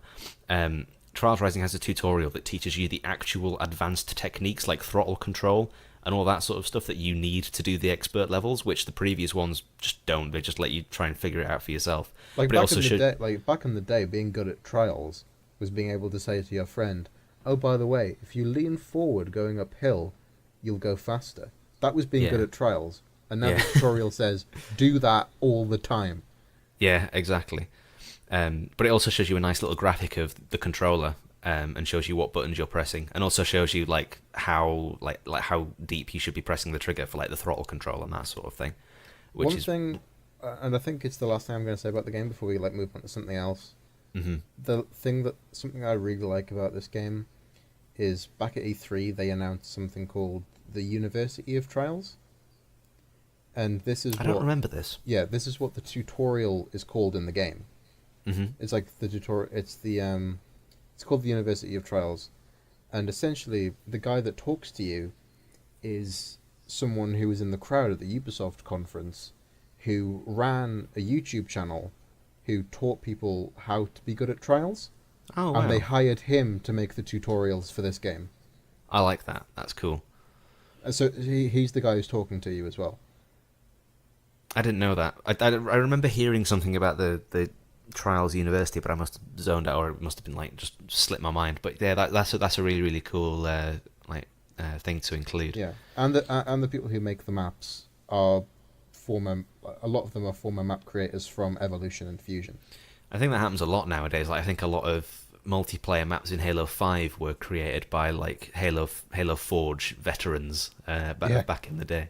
Well, who knows? With my new graphic design fucking chops, I might be able to create maps in, Halo 6 or Master Chief Collection, and then Bungie be like, "Oi, man, give this man in like the fucking Infinity War. Give this man a job." Yeah, I mean, I might pick. I haven't. The game's out now. If I feel I think I might pick it up cheap if I feel the urge to play a Trials game, but it's not something that I would. That's just me. It's a fantastic game if you're into Trials. It's the best version of it right now. But it'll be a game I get. It'll be a game I get on sale, and I'll play it and I'll really enjoy it. Yeah, exactly. That's all I know about it. I'd say from what we played of the demo, it was fantastic. Quick mention of Apex because we've been playing it. I think the only update, because we gushed about it a few weeks ago, we're still waiting on the Battle Pass to come out. I think that's kind of what everyone's holding out for at the minute. We're also holding out for a bug fix for crashes, because since it released, they've like patched it for certain things, but it's like they've broken it in. Because we were playing it the other night. I think I was playing it with two of my other mates, not Owen, and we played 3 games. In the first game, I crashed. In the second game, my other mate crashed, and then in the last game that we played, my other mate crashed. So we all crashed within the space of 3 games, and it's getting on our nerves. It's genuinely a bit of a killer at the minute. They on that subject, they've said that they've met. The actual devs have met with NVIDIA to sort of work out what the problems could be, and I think that was what the Game Ready driver fixed. So I think the crashes have been mostly fixed for NVIDIA that was causing it. They said they've met with AMD yesterday, right, to sort of pin down what could be going on there. So they say it's like at the top of their priority list. Well, it needs to be. Yeah. Otherwise, aside from that, on the priority list, cheaters are getting worse. I've personally seen none myself, but I've heard a lot of it from people. I've seen some on Twitch. Yeah, I've seen a lot on Twitch. I don't know if it's just stream sniping, could be hackers, but just general players are saying they've seen a lot more hackers as well. Like the game's kind of bad for hacking because people get like the R99 and they can spray it with their hack and every bullet lands at any distance. Well, the rate of fire on that is absolutely fucking ridiculous. Yes, it's just brat dead from like the other side of the map, and they don't even try and hide it. It's like and then you look at their player card and it's like they're level 1, and they've clearly been banned before. They're just coming back. Free to play game, innit? So you just create a new Origin account, unless they're going to start IP banning people. Yeah, like hardware bans. Like they did with Overwatch. That's the only solution. I never saw a cheater in Overwatch. I never did. Come to think of it, now you mention it, I don't think. I mean, I haven't played in a while, but I don't think I ever met a cheater in Overwatch. Definitely seen them in Counter-Strike. And I've played Overwatch a lot longer than I've played Counter-Strike. Yeah, well, Counter-Strike is free to play now as well, so even that problem's getting worse. Yeah, I mean, aside from the crashes, I'm still enjoying the absolute heck out of it. It's, it pulled me away from Fortnite. And if the battle pass is even remotely good, bringing new cosmetics and new like daily and weekly challenges into the mix, that's just only going to increase my love for the game. I absolutely adore it. I saw a video today. I subscribed to a channel that like talks about ultra wide support, because back when I used to I still am interested in PC hardware, but I used to be like really into 21:9 monitors. And he did a video on Apex Legends, and they were like, yeah, it doesn't really advance the genre forward in any sort of way. I don't really see why people are playing it, but I guess it's just because it's popular and it's the brand new thing. And I unsubscribed from the channel after that because I was like, fuck you. Stop talking shit about Apex, you're wrong. It was kind of out of spite, really. For someone that I feel like if I was in that situation where I had to talk about something, I'd be like, I don't feel qualified to talk about this, instead of saying, oh, this is just shit and boring. Because I think it's also wrong to say that it's not evolving the genre, because it absolutely does. It prioritizes trios. It puts like the jump master, forcing team play. The ping system's fucking revolutionary. Well, it's not revolutionary, but it perfects a model that people have attempted for like years and never fully got there. What else is there that it's probably lot that I'm. That's pretty revolutionary. It worked. It's like the first one of the, aside from Blackout, the first AAA game that is fully focused on battle royale. So to say that it's not changed up the landscape of battle royale games is pretty diminishing, I think. Yeah, really, I'd say I just hope that the fixes come for the crashes soon enough, because if Halo comes out, if Halo does come out next week, it's got some serious competition on its hands. I know it's different genres, but you know what I mean. All right, Owen, you've been playing some fucking dark as shit games. I'm looking at the two that are on your list, and they're both pretty depressing. Do you want to take the lead with yours? Yeah, well, I talked about Darkest Dungeon earlier. I'll talk about that second. But first, I'm going to talk about Hollow Knight again. I think it was the last podcast I said I started playing Hollow Knight, right? Do you know what? It's been that long. I don't think you actually had started. I think you said you'd bought it and you were waiting to start it, if I remember correctly.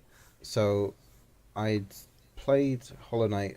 I did talk about Hollow Knight, like my first few hours with Hollow Knight, I think on the previous podcast. Mm-hmm. But since now and then, I had a holiday off college, and Hollow Knight is basically all I did. I remember. I don't think I spoke to you for like a week, and every time I went on Discord, it was like Owen Connolly's playing Hollow Knight. Oh yeah, it was definitely a game that I knew I was going to really like, in the first 2 hours, and a game that I only grew to love more and more and more as I went on. I got the first ending of the game, which is sort of like the middling, I'd call middling difficulty. The game doesn't have set difficulties. Essentially, the first easy mode is completing the game once, and then the advanced mode is completing it twice, and then the ultra hard is getting like the final ending. So I went through it once. I thought that game was really good, but it felt short when I got the normal ending. And then to get the true ending, there was so much stuff you had to do in the world, and entire areas I hadn't found. Like, I managed to finish the game without seeing half of the map. Damn. That's So impressed. You got the first ending. First ending, yeah. Yeah. Like imagining finishing Dark Souls, but you didn't see half the areas. I mean, half of that's possible in Dark Souls, to be fair. Well, it is in speedruns, but like in a casual playthrough, you're going to see everything. And I was playing pretty casually, and I didn't find most of the areas. And it's because most of the areas in the game, strangely, are really well hidden for how important they are to kind of finish stuff and to like get the true ending. So I finished it once, and then when I was going for the true ending, that's when the game felt like it actually started. Right. Because the first ending, because it doesn't take that much effort to do, it's sort of the ending which is like, it's the equivalent of linking the fire in Dark Souls. It's like, right, you've stopped the problem for now, but it's hardly like a good ending for the game. It's a plaster on a sword wound. It's Yeah. like like Monty Python. Yeah. Tis but a scratch. Tis but a scratch. And then after that, it's actually really good because you don't have to play it's not like Dark Souls where you'd have to start the game again to get the true ending. It essentially stops you right before the final boss and says, you can now view game progression, and after you beat the final boss, you can just load that save. Ah, okay. It just automatically loads the save, and you can go back and do it again. So I then went on to do the true ending content, seeing all of what the game had to offer, the new areas, which are just absolutely beautifully designed. Like, the areas that I saw in my first playthrough were beautifully designed, and then these hidden areas that are, like, honestly sprawling huge areas and are just hidden by, like, a tiny breakable wall that you'd never notice. Like they're not, like, set up like, oh, here's the huge area to go to. It's like, I'm just going to break this wall for a secret. Suddenly, you're in, like, a new massive area. It's kind of crazy. Sounds. I don't know whether I like that as such because it makes them difficult to miss, but it's also really cool when you actually stumble across one, because that feels like like genuine discovery. Yeah, it feels more like genuine discovery. I think the thing that I really enjoyed about this game, aside from the lore getting really good, towards the end, it was dark but not oppressively dark. Like it was an oppressive world, but it wasn't a world that kind of reveled in its sadness like how the Souls games do. It was a game that clearly has a very dark society and lore to it, but the characters sort of just accept that. Like, they're not sad about it. They just see that as the world. If you sort of know what I mean. So that wasn't I think I get it. So that wasn't as bad. But the thing that really addicted me to the game was that it gets super difficult. Super, super difficult later on. And to get the true ending of the game, you have this final boss that you fight, which I won't spoil, is an absolutely incredible set piece. It's really amazing. And that took me a good amount of time to take down. It felt just like a final boss should. And the actual true, like, ending cutscene is really, really cool. Like, I had to look up the sort of lore and the loose ends, like, at the end, because it speaks, like, the dialogue in the game is very whimsical. In a sort of, like, it will explain, like, it'll tell you about something, but not in the most clean-cut of ways. Yeah, it leaves a little bit open to interpretation. A lot open to interpretation, and the world is very much like Dark Souls in that it's not very grounded.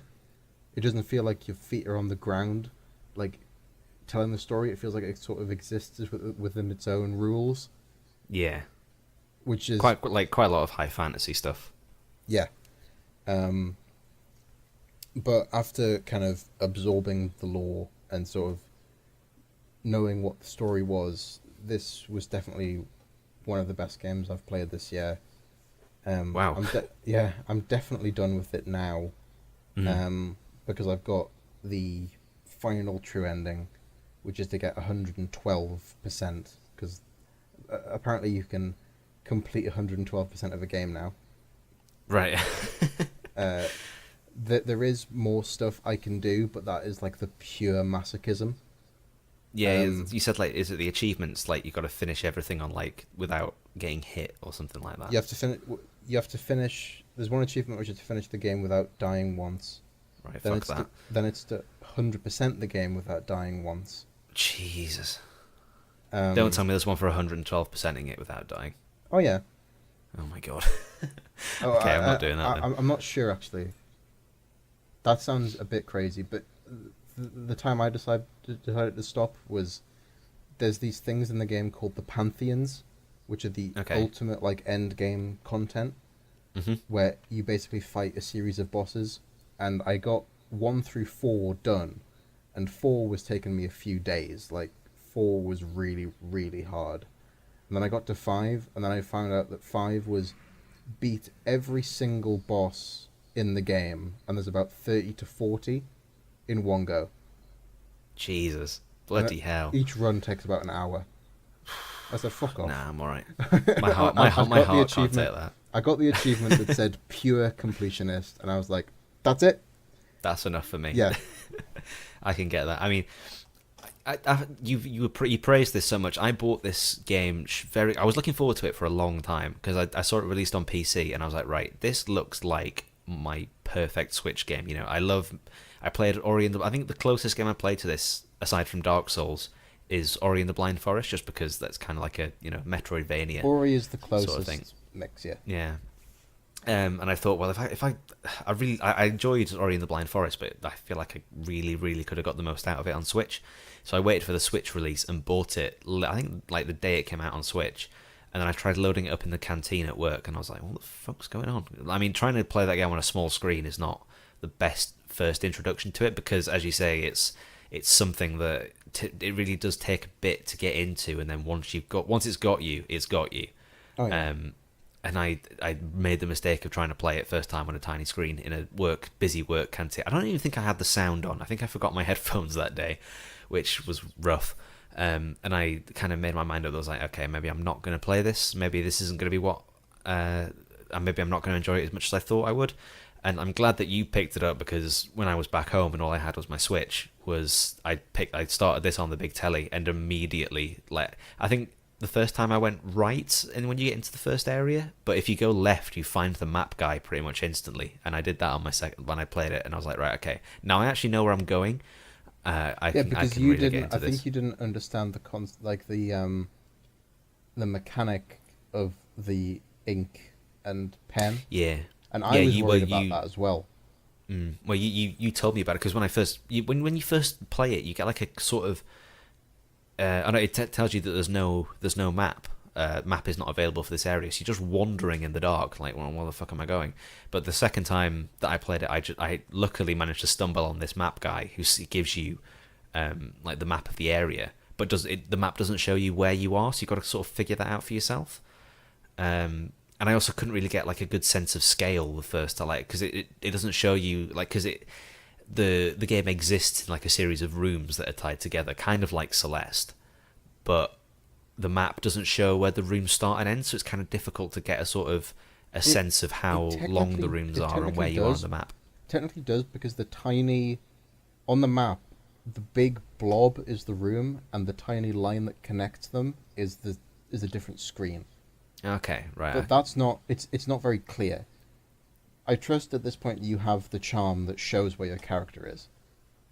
No, because I went for either... Because there's two things you can buy from her. You can either buy the quill, which marks on new things, or you can buy a compass, which shows you where you are on the map. I went for the quill because after playing it a bit, I decided that I was fairly comfortable with deciphering where I was on the map just through memory. Mm-hmm. And I decided that buying the quill would be like, right, well, I think that's probably going to be more useful at this point than buying a compass. And I think I've only got up to like the second area. I've done the first boss and I haven't done the second one, so I haven't beat the Hornet yet.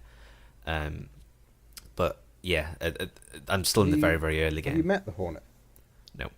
Okay. I'm in like the early area of like the green pathway or whatever it's called. Yeah. But yeah, But can you sort of kind of see where I was coming from the atmosphere and environmental design of it? Oh, absolutely. I mean, my brother's been playing this as well, and he heard the music come like up in his room, and he came down and played, watched me play it, and we were just like, wow, this is like. I love Dark Souls for its atmosphere, and obviously its gameplay, and I don't feel like I I loved Ori and the Blind Forest, but mostly for its story, not necessarily, and its music, but not necessarily for like it didn't. It had a good atmosphere, but it didn't overwhelm me really as much as what Hollow Knight seemed to do. Yeah, Ori was extremely pretty, graphically. Like nothing will take away from that. It's an absolutely beautiful looking game. It's a great spectacle. Yeah, but there's something about Hollow Knight that, like, I think maybe it's the animation style, because Ori and the Blind Forest is very, very fluid, whereas Hollow Knight, it almost feels like stop motion that you're controlling. yeah, like if Not in a laggy and like uncontrollable way, but in like a stylistic way that really works. like if you see the way his cloak moves, it's just 2 frames, Yeah. or maybe 3 with a blur in between, or like the waterfall is just like 2 frames switching, but it looks really nice. It's weird to talk about atmosphere, because atmosphere is something you can't really pin down. It's like trying to explain deja vu, but there's something about atmosphere in games that sometimes they get it right. Like, sometimes they get it right, and sometimes they get it really right.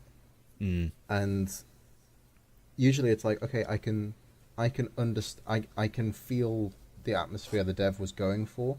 Whereas in Hollow Knight, you genuinely feel like you're in that place. I'm pleased you mentioned Green Path, because that's pretty much, I think Green Path and the City of Tears are pretty much the 2 spots in the game where I felt like I was actually in that place, just because of the sound design and the music. Like, I was just playing through the TV speakers, and I didn't even have headphones in, and it achieved a similar effect, which is very rare. Being in Green Path, it felt like being in like Annick Gardens or something. It felt I could feel that, like, the sort of like the trickling water and the, I don't know how it does it, but it's something that you have good. to sort of play for yourself to experience. And you played it on PC, right? Yeah. I'm playing on Switch. I wouldn't, as I say, I started playing it in portable mode on the like 7-inch screen, but it took playing it on my TV at home to fully understand what sort of game this is. I think now that I've gotten into it, I probably could manage on the small screen, but if you're getting into it, definitely have it on like a blown up screen in what do you call it, TV mode. Yeah. So definitely that's a recommendation from us for Hollow Knight. I'm only in the first sort of area, but it's definitely something that I'm going to finish in the next few months. Yeah, it only gets better. What else have you been playing? But the only other game I've been playing is Darkest Dungeon, which we mentioned the sequel of earlier, and because the sequel got announced, I remembered that the game existed and realised I had to play it again. Basically, you played this a lot, like a while ago, didn't you? Oh yeah, a very long time ago. It was a kind of a game that I played like on and off.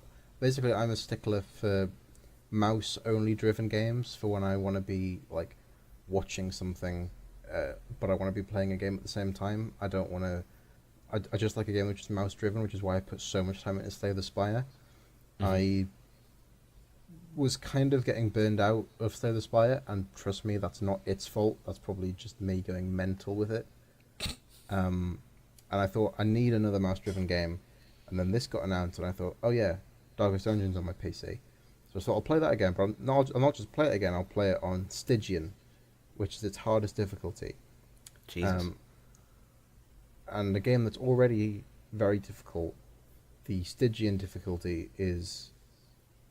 It's like the full micromanagement. It's like make a mistake and there's nothing you can do. Essentially, Darkest Dungeon's a hard game, but what people don't mention, similar to Dark Souls, in the way that people say it's a very hard game, it's not really until you know what you're actually doing. Right, gotcha. You know how, I think it was a while ago we were having a conversation with friends and we were like, this game's hard, but it's not as hard as Dark Souls, and I mentioned something like, Dark Souls isn't hard, it's just a very obtuse game that you have to get used to, and then it's actually not that bad. Mm-hmm. Well, that's what, in Darkest Dungeon, you can grind, you have an unlimited amount of, this is on normal mode, you have an unlimited amount of time, you're actually allowed to make some mistakes. If you do make a mistake and something goes really badly, it just sets you back a little bit. You know, like, you can just get through the game just by playing it. Yeah. On Stygian mode, you have to complete the game in 99 weeks in game time. Like not like not like 2 years worth. You have to complete it in 99 weeks. Each week is a run in the dungeon, and you're only allowed 12 deaths. Right. So if a character dies, they're dead for good, but that's fine in the normal mode because you can just hire new people endlessly. If 12 people die on Stygian, the game, like, your save deletes itself. Right. So like permadeath. Yeah. So yeah, I've been playing that, and honestly, they've released DLC for it. I don't have the DLC for it, but something that's really nice that they've done is that they've rebalanced the game at the same time. So they released the DLC, but then they thought, right, so for people who don't want the DLC, let's just not forget about them and leave them stewing in the old patch. Let's actually make the base version of the game rebalanced. So there's actually new mechanics and stuff in the game that I've never seen before that I'm getting to play with again. That's cool. So like randomly, it's like I hit a crit on someone, and it randomly like gave that character a buff that says like plus 30% damage for 2 rounds. And for someone who's played the game 170 hours, seeing that, I was like, what the fuck? That's broken. What's going on here? Yeah. But yeah, it's an absolutely brilliant game. It's great. It's a really good stream game, actually, because a lot of people name their characters after members of chat, and if they're really good, people pog, and if they suck and miss every shot, they just say they're garbage. Why are you so bad? I mean, I have this on Switch, as I said, but I feel like if I was going to play this, I'd probably just buy it on Steam again, because as you say, it being a mouse-controlled game, flicking through menus with, what do you call them? Joysticks, that's the one. Flicking through menus with joysticks is less than desirable, so I think if I was going to play this, I'd play it on PC. Don't really know if it's my kind of game. I mean, I'm not a huge fan of turn-based combat. That's just how I've been brought up on games. But I mean, it's the way you talk about it. It's, you know, obviously a fantastic. I know it's got a pretty devout following, and it must have an audience because they're releasing a second one. Yeah, it's got a devout following in the sense that you finish the main game, but it's got a gigantic modding community. I think I need to install mods that like change how the characters look in really funny ways. Like, they're always the best sort of mods. Like, yeah, like they're great. And honestly, you seen that one? Sorry, I don't want to cut you up, but have you seen that one that changes not Professor X, Mr. X in Resident Evil to Thomas the Tank Engine? Absolutely excellent. This is exactly the sort of work we need. I hope that person has a long and prosperous life. Oh, he's going to get a job at Capcom. But developing the next Thomas the Tank Engine game. Mr. T. Okay, I was going to try and make a joke about Mr. Thomas, but then it just sounds like... But now I just want a mod, which is literally Mr. Thomas T. is the formal way to address Mr. T in the A-Team. Yeah, it's just literally just Mr. T from the A-Team instead of Mr. X. That would be excellent. Who else could it be? I'm trying to think of someone... I'm trying to think of really good models to substitute for Mr. X. Oh my god, that could be a podcast in itself. That it could be a podcast in itself, because I just imagine the GIF. Like I just imagine Mr. T walking. No, I'm calling him Mr. T, Mr. X walking towards your character. I'm just thinking who it could be. If I get around to finishing Resident Evil 2, which I hope I do, I'm going to refer to him as Mr. T for the rest of my playthrough. I've got it. I know exactly who it should be. Do you know what they should replace Mr. X with? Mr. T. There you are. There we are. Solved it. And don't run away from me, fool. Do you know what? Do you know who I want it to be? I've just thought of it. The fuck. I want it to be the Absorber Loft. Fucking Peter Kay coming after Peter Kay, you. yeah, but I want him to record new lines like, "Come back here, Claire, you daft cunt. Come here." Oh my god, I'd play it. I'd buy it in a heartbeat. And even then, if it was like, you can play, like, Claire's model will change as well. So Claire could be, like, I don't know. Maybe Claire would just stay as Claire, but Leon is David Tennant. Oh my god. That would be This is excellent. that would be absolutely fucking fantastic. But Sorry, we were Darkest talking Dungeon? about Darkest Dungeon. Yeah, got a bit of a tangent there. But yeah, it's a brilliant game. I don't. When it comes down to being for you, like, it's not one of those games where I'd say, like, you're like guaranteed to like it. Like, I knew you were guaranteed to like Hollow Knight. Mm. But even if you don't like it, I think you'd probably appreciate it. It's one of those games that even though it's turn based, you are really willing the characters on. Like, I Mm. know that I know that they're pixels on the screen, but I go into a dungeon with them and I'm having a really hard fight. Essentially, there's a mechanic in the game which really makes the game called stress, Mm. and your players, your character's health is sort of temporary. It's the second thing you think about, weirdly, in the game. The first thing you think about is how stressed they are. Because it's a Lovecraft game, the more things they're subjected to, the more crazy they go. And if they reach 100 stress, they'll get something called an affliction, which will make them act in a certain way so they can become abusive. So if a member of your team misses, misses a hit, they'll go, like, that was terrible, and, like, they'll get Mm. more stressed out because of that. And it shows you how stress spreads between a party. Like, and that's very true in actual war as well, or, Mm. like, in real life. Like, stress does genuinely spread. But there's a chance that when they get to 100 stress, instead of becoming afflicted, they get, like, a virtue. And, like, it promotes this message that, like, even in the worst times, the best can come out of someone. Right. So you can get this random, like, level 0 member of your party who's been doing shit the entire dungeon. Like, the 3 other members of your team, they're not in a good way, and they're about to hit 100 stress, but instead of them, like, surrendering to their madness, they get something called the virtue, and it wipes all of their stress away, and they get a massive buff, and it's the Damn. best moment in the game. You're like, fucking pog! And, like, if someone hits a crit, I'm genuinely saying on the screen, good job. Yeah. It's luck-based. It's luck-based if they hit it up, but I'm like, nice! It's like a Getting spectator. really into it. Yeah, it feels like a spectator sport. I guess that's why it's so good for streaming as well. Yeah. Mm. Also, if I don't know, I might pick it up. I'll see, but there's enough to be getting on with, I think, at this point. But yeah, solid game. All right, that's all of what you've been playing this week. I've got Metro Exodus on my list because I have played more of it since the last podcast, but it's been a couple of weeks, so I don't really have a lot to say. I got past the first, like, sort of open, because, you know, they've like made it into, like, different stages now. I made it past the first one into the second one. I will say that the first area, it was nice. It felt very Fallout 4 in terms of its, like, color palette. You know, that first area of Fallout 4 where it's kind of like a bit grey, kind of like grey and green. Yeah.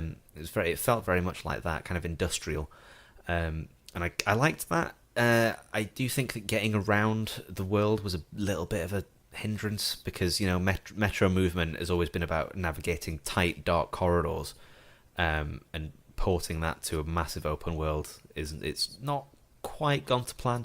It didn't take away from my experience too much. It was fucking difficult to get across it because if you go around in the daytime, you've got bandits that, like, are obviously about, so they can attack you. But then and you can not encounter the bandits if you go at night. But that's when literally every single sort of, like, animal on Earth that is hostile comes out to fucking get you. So that's basically impossible as well. It's very difficult. I'm playing on, yeah. It's like I'm playing it on normal, I think, and it's difficult. The story seems to be pretty... Actually, no, yeah, there's another... I don't want to spoil too much, but there's another area that I played through which was much more like a Metro, very linear, going through, like, dark corridors, which I really enjoyed. But yeah, it's very, obviously, as I said last time, incredibly pretty. Being spoiled... I'm not even running it on Ultra, and I'm being spoiled by how pretty it is. Yeah, I'm interested to see how the story progresses. It's just at the minute I'm in sort of like I'm in a bit of a console mood at the minute. All I want to do now. I've got a brand new 4K telly that I bought as a treat to myself after I quit my retail job, and now I've got a 4K telly I can actually see from my sofa. All I want to do is sit back and play games on my PS4, playing in 4K HDR. So I just don't really feel like I want to sit at my PC unless I'm playing like a multiplayer game. So that's why I've not touched it. It's not really the game's fault. It's just the mood that I'm in at the minute. So yeah, that's all I have really to say on the topic. I've also I finished Super Mario Brothers Deluxe, Deluxe, whatever the frick it's called. It's got like the longest name ever. Because when I talked about it on the last podcast, I'd gotten to like the last world, but I kind of burnt myself out on it because I played it a lot. And I was like, I just can't be arsed. I thought I'd got to the end, and then it turned out there was another secret world after that. I was like, I just can't be arsed with this anymore. So I put it down for a bit, and then, because I was obviously playing on my Switch a lot, I forgot that Super Mario Brothers is multiplayer. That completely slipped my mind for some reason. So I've been playing with my brother, and I've discovered that playing through the levels for the first time is not that fun. It can be fun. Some of them can be they're quite entertaining because they're designed cleverly. But the real fun comes from manipulating that environment to try and find all the star coins and exploring everything. And I've been really enjoying doing that with my brother, like with just a second pair of Joy-Cons going through and, having a bit of a meme, which has been good fun. I've finished the main story, and there is another secret world after that, which you unlock levels by collecting all of the star coins, and those bonus levels are really, really cleverly designed. They're much less about just being sort of the generic Mario level, and they actually try and do something a bit clever. So the first one it's a roller coaster. So you're on those them platforms that are on like rails. Those fuckers, yeah. Yeah, it's sitting on one of them, but it goes really fast, and there's obstacles that you have to dodge, and you can got to try and figure out how to collect the star coins that are just slightly off the beaten track as well. That's really fun. And there's another one where you have there's a button that changes all coins to blocks for a certain time limit, 10-15 seconds. The red button. I think it's blue, but yeah. That's the P block, isn't it? Yeah, the P block. Oh, it turns. Yeah. It turns all the coins to blocks. So you have one of them, and it's called just don't stop running or something like that.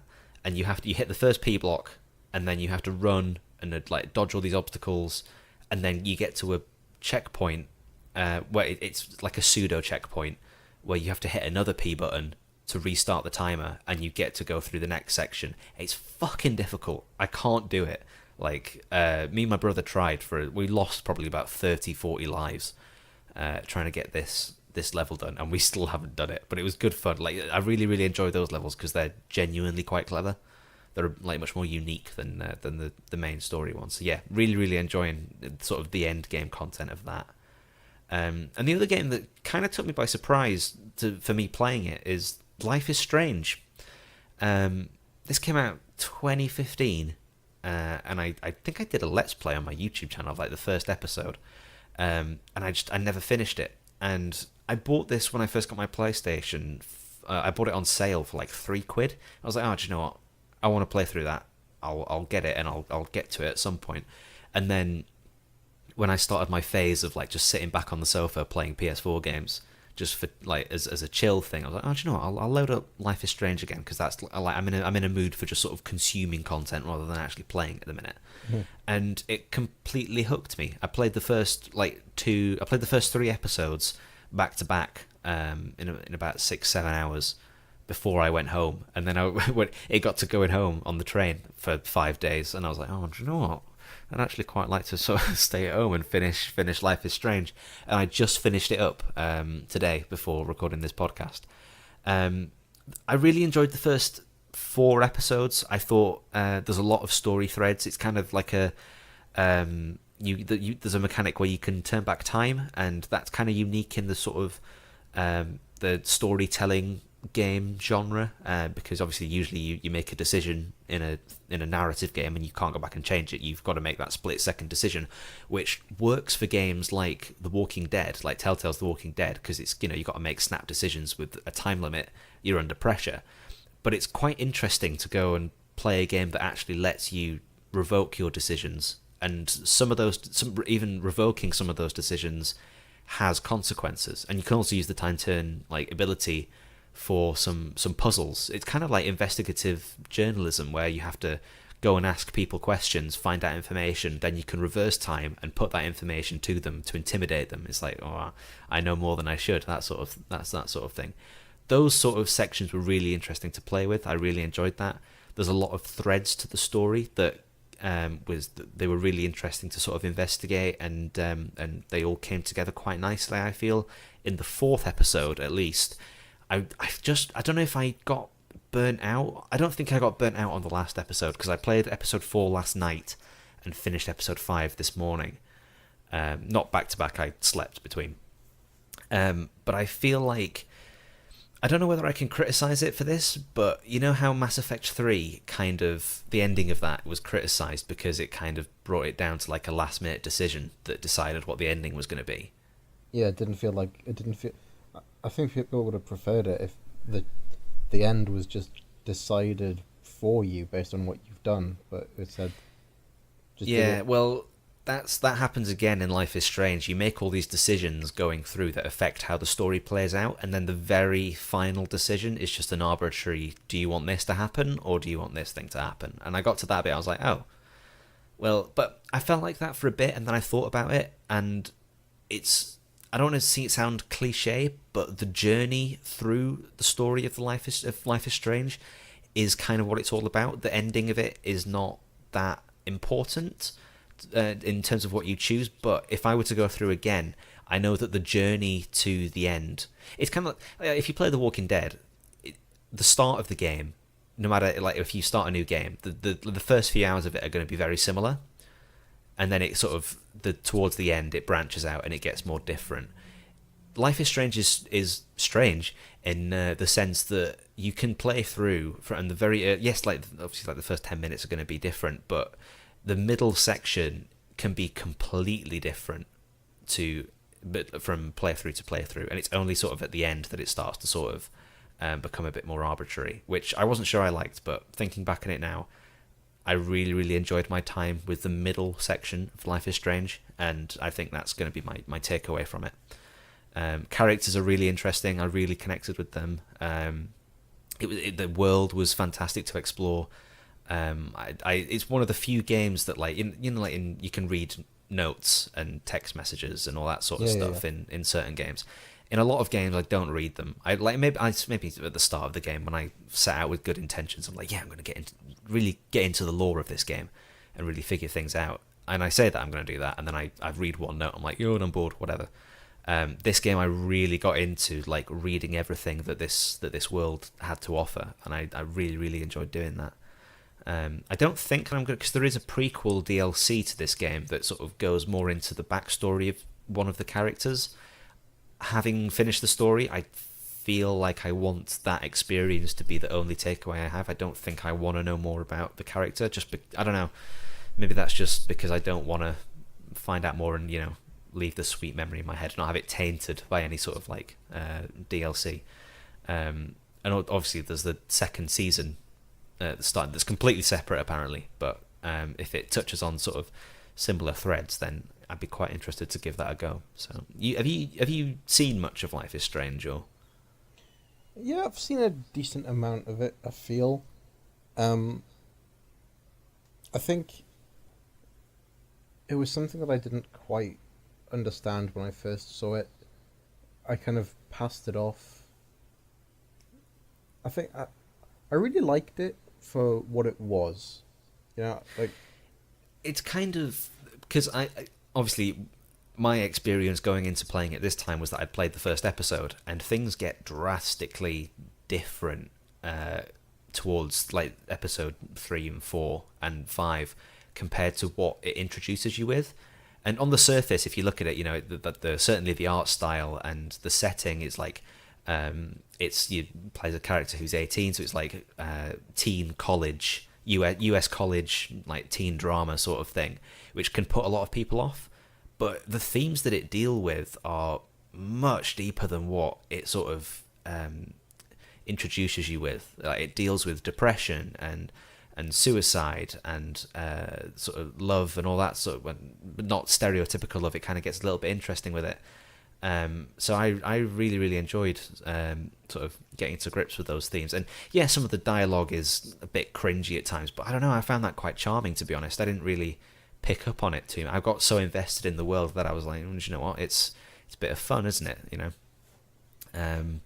So yeah, I'm looking forward to getting into the second season now. See what that has to offer. And that's everything I've played.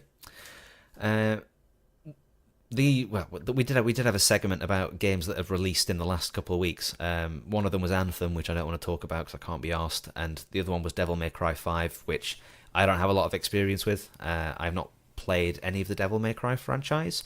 I am very interested in this one, but I haven't researched enough of it to talk much about it on this podcast. You've played a lot of Devil May Cry 5, haven't you?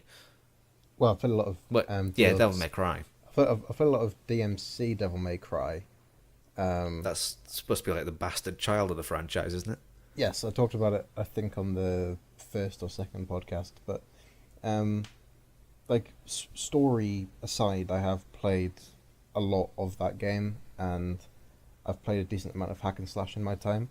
From what I can see of DMC 5, it just looks like DMC Devil May Cry and the old kind of campy fun of the rest of the series just smashed together. And based on the reviews and based on what I've seen so far, it looks like an absolute must get for me at some point. It looks so much fun.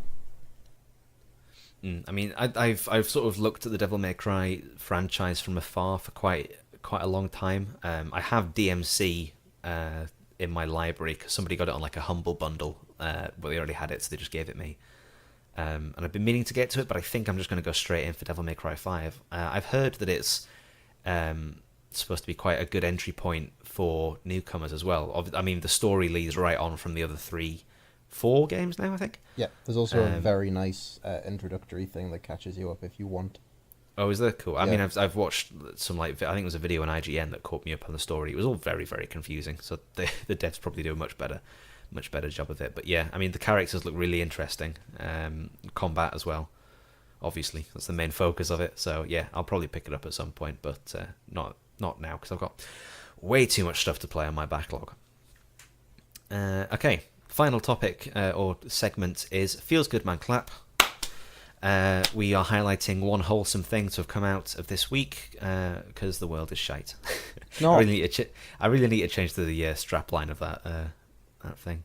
Okay, so it's not really a news story. It's a website that sort of surfaced over the last couple of weeks called NoClip, not the video game documentary YouTube channel.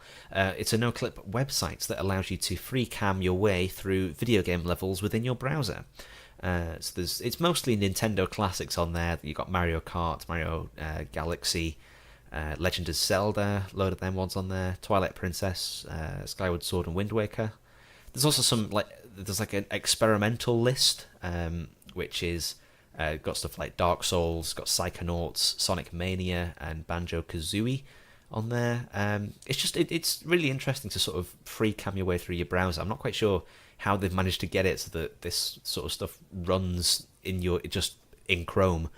But it's also very interesting regarding the topic of game preservation, like we talked about last week, or a few podcasts ago, where when new hardware comes out and the old stuff gets left behind, how do we preserve old games so that they can still be played for generations to come? And while these games can't be played per se in the browser, it's quite interesting that you can sort of still free cam your way through the collision data and all that sort of stuff. And hopefully, say with the experimental stuff that they're doing, they're still adding to it and updating it with new games to come. So it's going to be quite interesting to see how that evolves. If you want to go have a look at it, it's https://noclip.website/. So go give that a look. It's good fun to have a meme around. Have you had a go? Oh yeah, it's just cool to see things from a perspective that you couldn't see from the perspective when you're actually playing it. Yeah, I mean, I think I kind of take it for granted a little bit because my sort of game history has I've kind of no clipped around a lot before, especially in games like Skyrim and the old Fallouts. I got quite familiar with console commands and that sort of stuff, making like cinematic videos for YouTube content creation. Even in the Battlefield franchise, you can like free cam around and stuff. And I think especially we're talking about Halo, in Forge, you basically can just free cam around the entire thing. So I think you take it for granted in a lot of modern games, but certainly going back and look at older games like Dark Souls and all the Mario Karts and Mario Galaxy, it's quite interesting to sort of give yourself a new perspective on how these levels are designed and built up. Dark Souls. Yeah, it's just something interesting to see because you don't really think about it, do you? The fact that when you're playing a game, you are in this very open world, but you're only viewing it either through the eyes of your character or maybe just slightly behind them if you're playing in third person. Or Yeah. in a 2D game, you're only seeing what the screen can show you. Mm.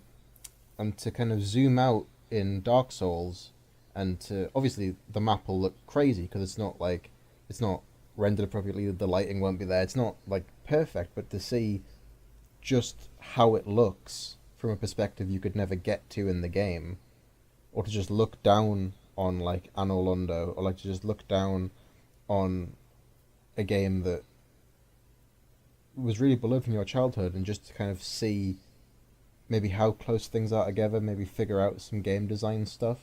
Mm. I can see this being a really good tool for wannabe game designers as well.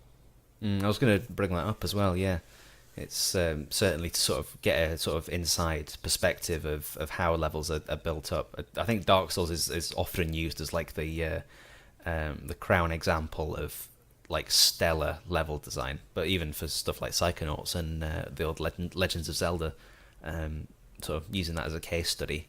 I want to see someone do Antichamber. Oh yeah, that'd be.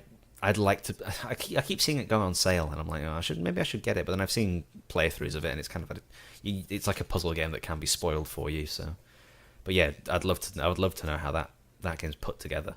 Yeah, because there's some programming. There's an absolute programming wizardry in that game that I don't understand. And I think I've seen like a documentary of the guy that created Antichamber, and I think he like locked himself in a room for like a year and like drove himself crazy trying to make that game. Basically, you'll play bits of that game, and you just go, I can't, and then that's it. Yeah, You just can't. That should be that should be similar to what you saw on the Salford Uni website. That should be the tagline for Antichamber. Antichamber, you just can't. that's going to be the title of this podcast. You just can't. Yeah, nice. You got it. Right at the very end as well. We just can't. We just can't. The one where we can't. Well, if you did make it to the very end of this podcast, thank you very much for listening. Shameless plugs, if you want to follow me on social media, I am at JoshyBoyles2. On Instagram, it's like at JoshyBoyles or whatever. Links will be in the podcast notes. I have published an actual piece of work in the last sort of 3 weeks, would you believe it? Finally. I made a short video about the Apex ping system, talking about how it's absolutely... well, not revolutionary, but absolutely perfects a sort of game, an element of game design that certain games have attempted before in the past, but Apex really, really gets it right. So if you want to go watch that, it's on my YouTube channel, which will be linked below. Owen, where can people find you? I usually do all my interactions through Twitter. I'm at Zanzibar Crumpet on Twitter. I randomly started writing again, which was rather serendipitous.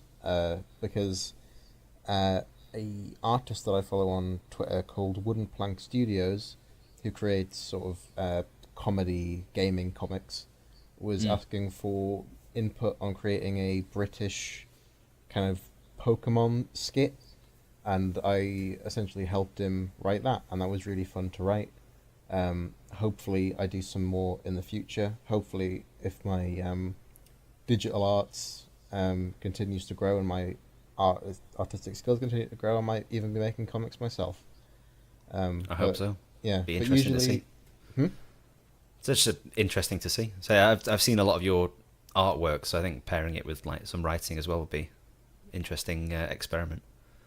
Yeah, but yeah, like Twitter is basically all that I use to interact with people. It's my favorite platform, and I have been doing a fair amount of streaming recently, actually, more than I've done in quite a long time. I don't really have a specific schedule. I kind of just do it. I kind of just go live when it suits me. But I've been. I think really that's the best way to enjoying do it, really. Yeah. Cool. Yeah, so links to everything will be down below in the podcast notes. As always, you can find us on YouTube, Spotify. I think most of your popular podcast hosting players, you should be able to find us on there. Just search for Checkpoint Podcast. Thank you very much for listening. Hopefully, we'll catch you next week. Cheers for listening. Bye-bye. Bye.